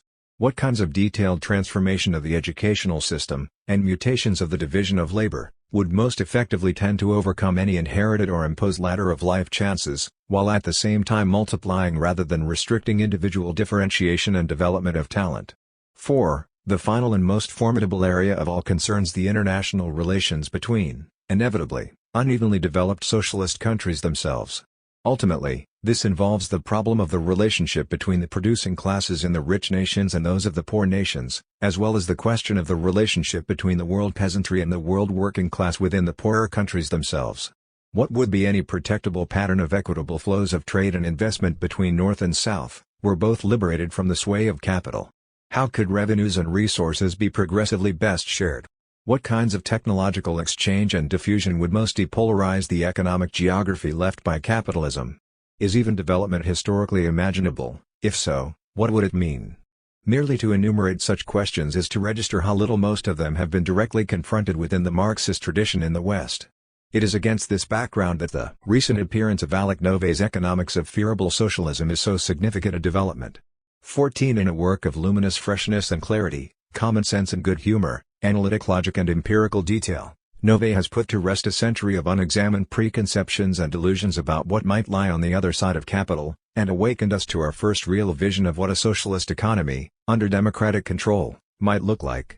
The premises of that vision are a deft and elegant critique of the notion that labor values could be preeminent in any form of rational calculation under socialism, that the market could ever be entirely substituted by the plan, that central planning itself could ever be free from antinomies of level in its hierarchy of decision-making, or that the division of labor could ever give way to pure permutation of skills and roles. Against all these misconceptions, Nove shows how central the criteria of scarcity and utility must be for the computation of values under socialism, how necessary the market and money remain, as the most efficient mediators of democratic microeconomic choice, over a wide range of consumption, how far their preservation is from contradicting the overall guidance of a central plan, properly constructed and controlled, and how essential variegation of types of social property and enterprise will be, in any free association of producers. His own preferred solutions envisage at least 5 major forms, from state ownership of basic producer goods industries and financial institutions, to self-managed socialized enterprises operating on a local scale, to cooperatives controlling their own property, small private ventures with a strict capital ceiling, and finally a great deal of skilled self-employment. The seduction of this model lies in its combination of realism and radicalism, a hallmark of much of the book as a whole. Far from the over-centralized plans and bureaucratic monopolies of the communist states, with their vain attempts to suppress market and rig price relationships by administrative fiat, at great cost to producers and consumers alike, Nove's feasible socialism is equally far from any of the social democratic stand-ins for capitalism. All private ownership of the principal means of production is abolished. In an economy where income differentials are held within a range of 1 to 2 or 1 to 3, a much more drastic compression than in even the most egalitarian of existing societies in the East. Nove's book contains a polemic, memorable for its wit and absence of rancor, with the bulk of conventional Marxist wisdom on the subjects he discusses, though not with all Marxists, among whom Trotsky, as he points out, anticipated some of his conclusions. The Economics of Feasible Socialism is, in fact, perhaps the first central work of the post-war epoch about and for socialism that is clearly written from outside the Marxist tradition. As such, it represents a moral, as well as an intellectual, lesson to any left that defines itself as Marxist, now put on notice to meet the same standards of honesty and acuity in its own contributions to ongoing discussions of any future socialism. This is not to say that Nove's work is beyond criticism. He rightly reproaches the main Marxist tradition for the utopianism of much of its conception of a socialist society, insisting, in terms virtually identical to those of Williams, that it is not simplicity but complexity that will characterize any realistic model of it. Yet his treatment of Marxism is also in a way a curiously forgetful one. For what confers its great authority on the book is its intimate knowledge, and close account, of the Soviet-style planned economies, reformed or unreformed, from their beginnings in the 20s down to the present. It is to these that Nove has devoted most of his scholarly life. A large part of the message of the book is precisely that no socialist democracy in the West could afford to ignore the detailed record of centralized planning in the East, simply on the self-satisfied grounds that it was bureaucratic, and therefore nothing to do with socialism. In that sense, the historical precondition of the theoretical achievement of the economics of feasible socialism has been the cumulative practical experience of the attempts to construct socialism, in very hard and disadvantageous conditions, in the name of Marxism. No other historical experience is available to us. Social democracy yields few lessons for Nové's enterprise, and is essentially absent from his book.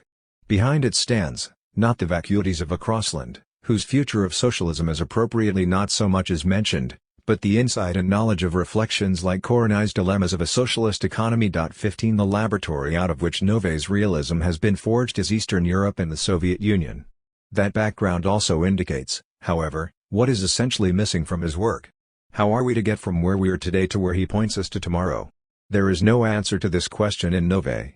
His halting discussion of transition tails away into apprehensive admonitions to moderation to the British Labour Party, and pleas for proper compensation to capitalist owners of major industries, if these are to be nationalized. Nowhere is there any sense of what a titanic political change would have to occur, with what fierceness of social struggle, for the economic model of socialism he advocates ever to materialize. Between the radicalism of the future end state he envisages, and the conservatism of the present measures he is prepared to countenance, there is an unbridgeable abyss. How could private ownership of the means of production ever be abolished by policies less disrespectful of capital than those of an Allende or a Ben, which he reproves? What has disappeared from the pages of the economics of feasible socialism is virtually all attention to the historical dynamics of any serious conflict over the control of the means of production, as the record of the 20th century demonstrates them. If capital could visit such destruction on even so poor and small an outlying province of its empire as Vietnam, to prevent its loss, is it likely that it would suffer its extinction meekly in its own homelands? The lessons of the past 65 years or so are in this respect without ambiguity or exception. There is no case, from Russia to China, from Vietnam to Cuba, from Chile to Nicaragua, where the existence of capitalism has been challenged, and the furies of intervention, blockade and civil strife have not descended in response. Any viable transition to socialism in the West must seek to curtail that pattern, but to shrink from or to ignore it is to depart from the world of the possible altogether. In the same way, to construct an economic model of socialism in one advanced country is a legitimate exercise, but to extract it from any computable relationship with a surrounding, and necessarily opposing, capitalist environment, as this work does, is to locate it in thin air. The irony of Nové's enterprise is that a work which sets out to be resolutely realistic at every point should be based on a typically utopian abstraction of actual historical reality, and its empirical field of forces. In putting that history out of mind, the economics of feasible socialism falls subject to the very criticism it so often makes of Marxism. It proceeds on the basis of manifestly unrealistic assumptions about how people behave, once they are organized in antagonistic classes.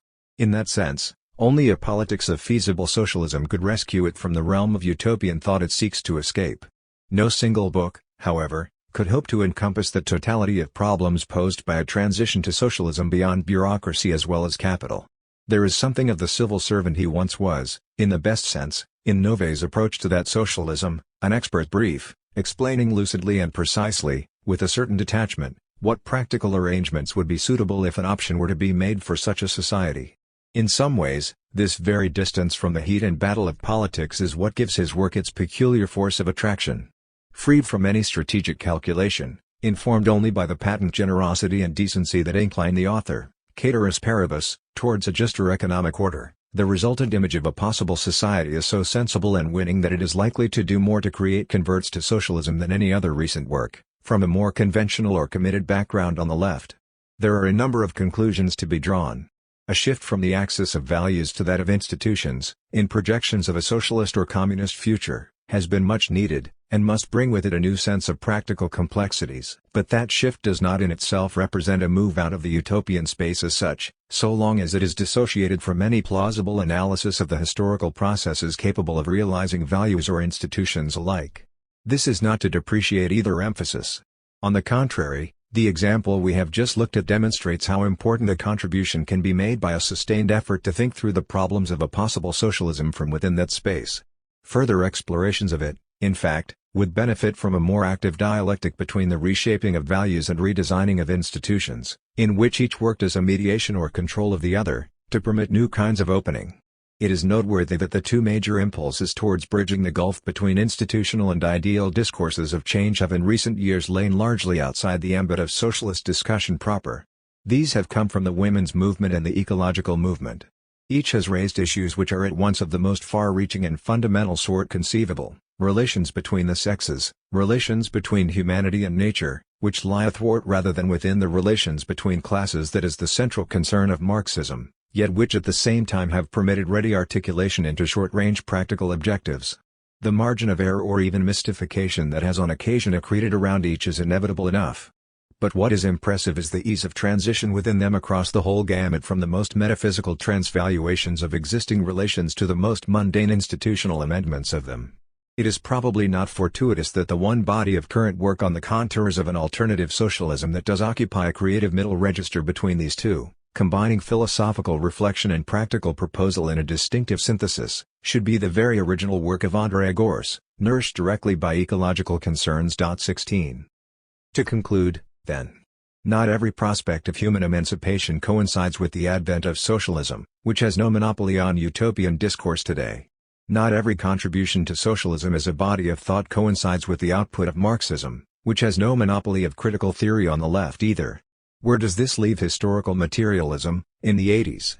In a sense, where it has always been, at the crossroads of past and future, economics and politics, history and strategy, that is, at the center of all socialist reference today, even where it would surpass it. Such centrality is not exclusivity. Claims for the latter were always unfounded. The bases of the former, however, persist for reasons that the counterexamples I have cited themselves suggest. For historical materialism remains the only intellectual paradigm capacious enough to be able to link the ideal horizon of a socialism to come with the practical contradictions and movements of the present, and their descent from structures of the past, in a theory of the distinctive dynamics of social development as a whole. Like any long-term program of research in the traditional sciences themselves, it has known periods of repetition or rest, generated in its time errors and misdirections. But like any other such paradigm, it will not be replaced so long as there is no superior candidate for comparable overall advance in knowledge. There is no sign of that yet, and we can therefore be confident that at least as much work will be done within Marxism tomorrow as it is today. The working class in the West is currently in disarray, in the throes of one of those far-reaching recompositions that have periodically marked its history since the Industrial Revolution, but it is much less defeated and dispersed than it was during the last Great Depression, and, short of war, has many days still ahead of it. Marxism has no reason to abandon its Archimedean vantage point, the search for subjective agencies capable of effective strategies for the dislodgement of objective structures.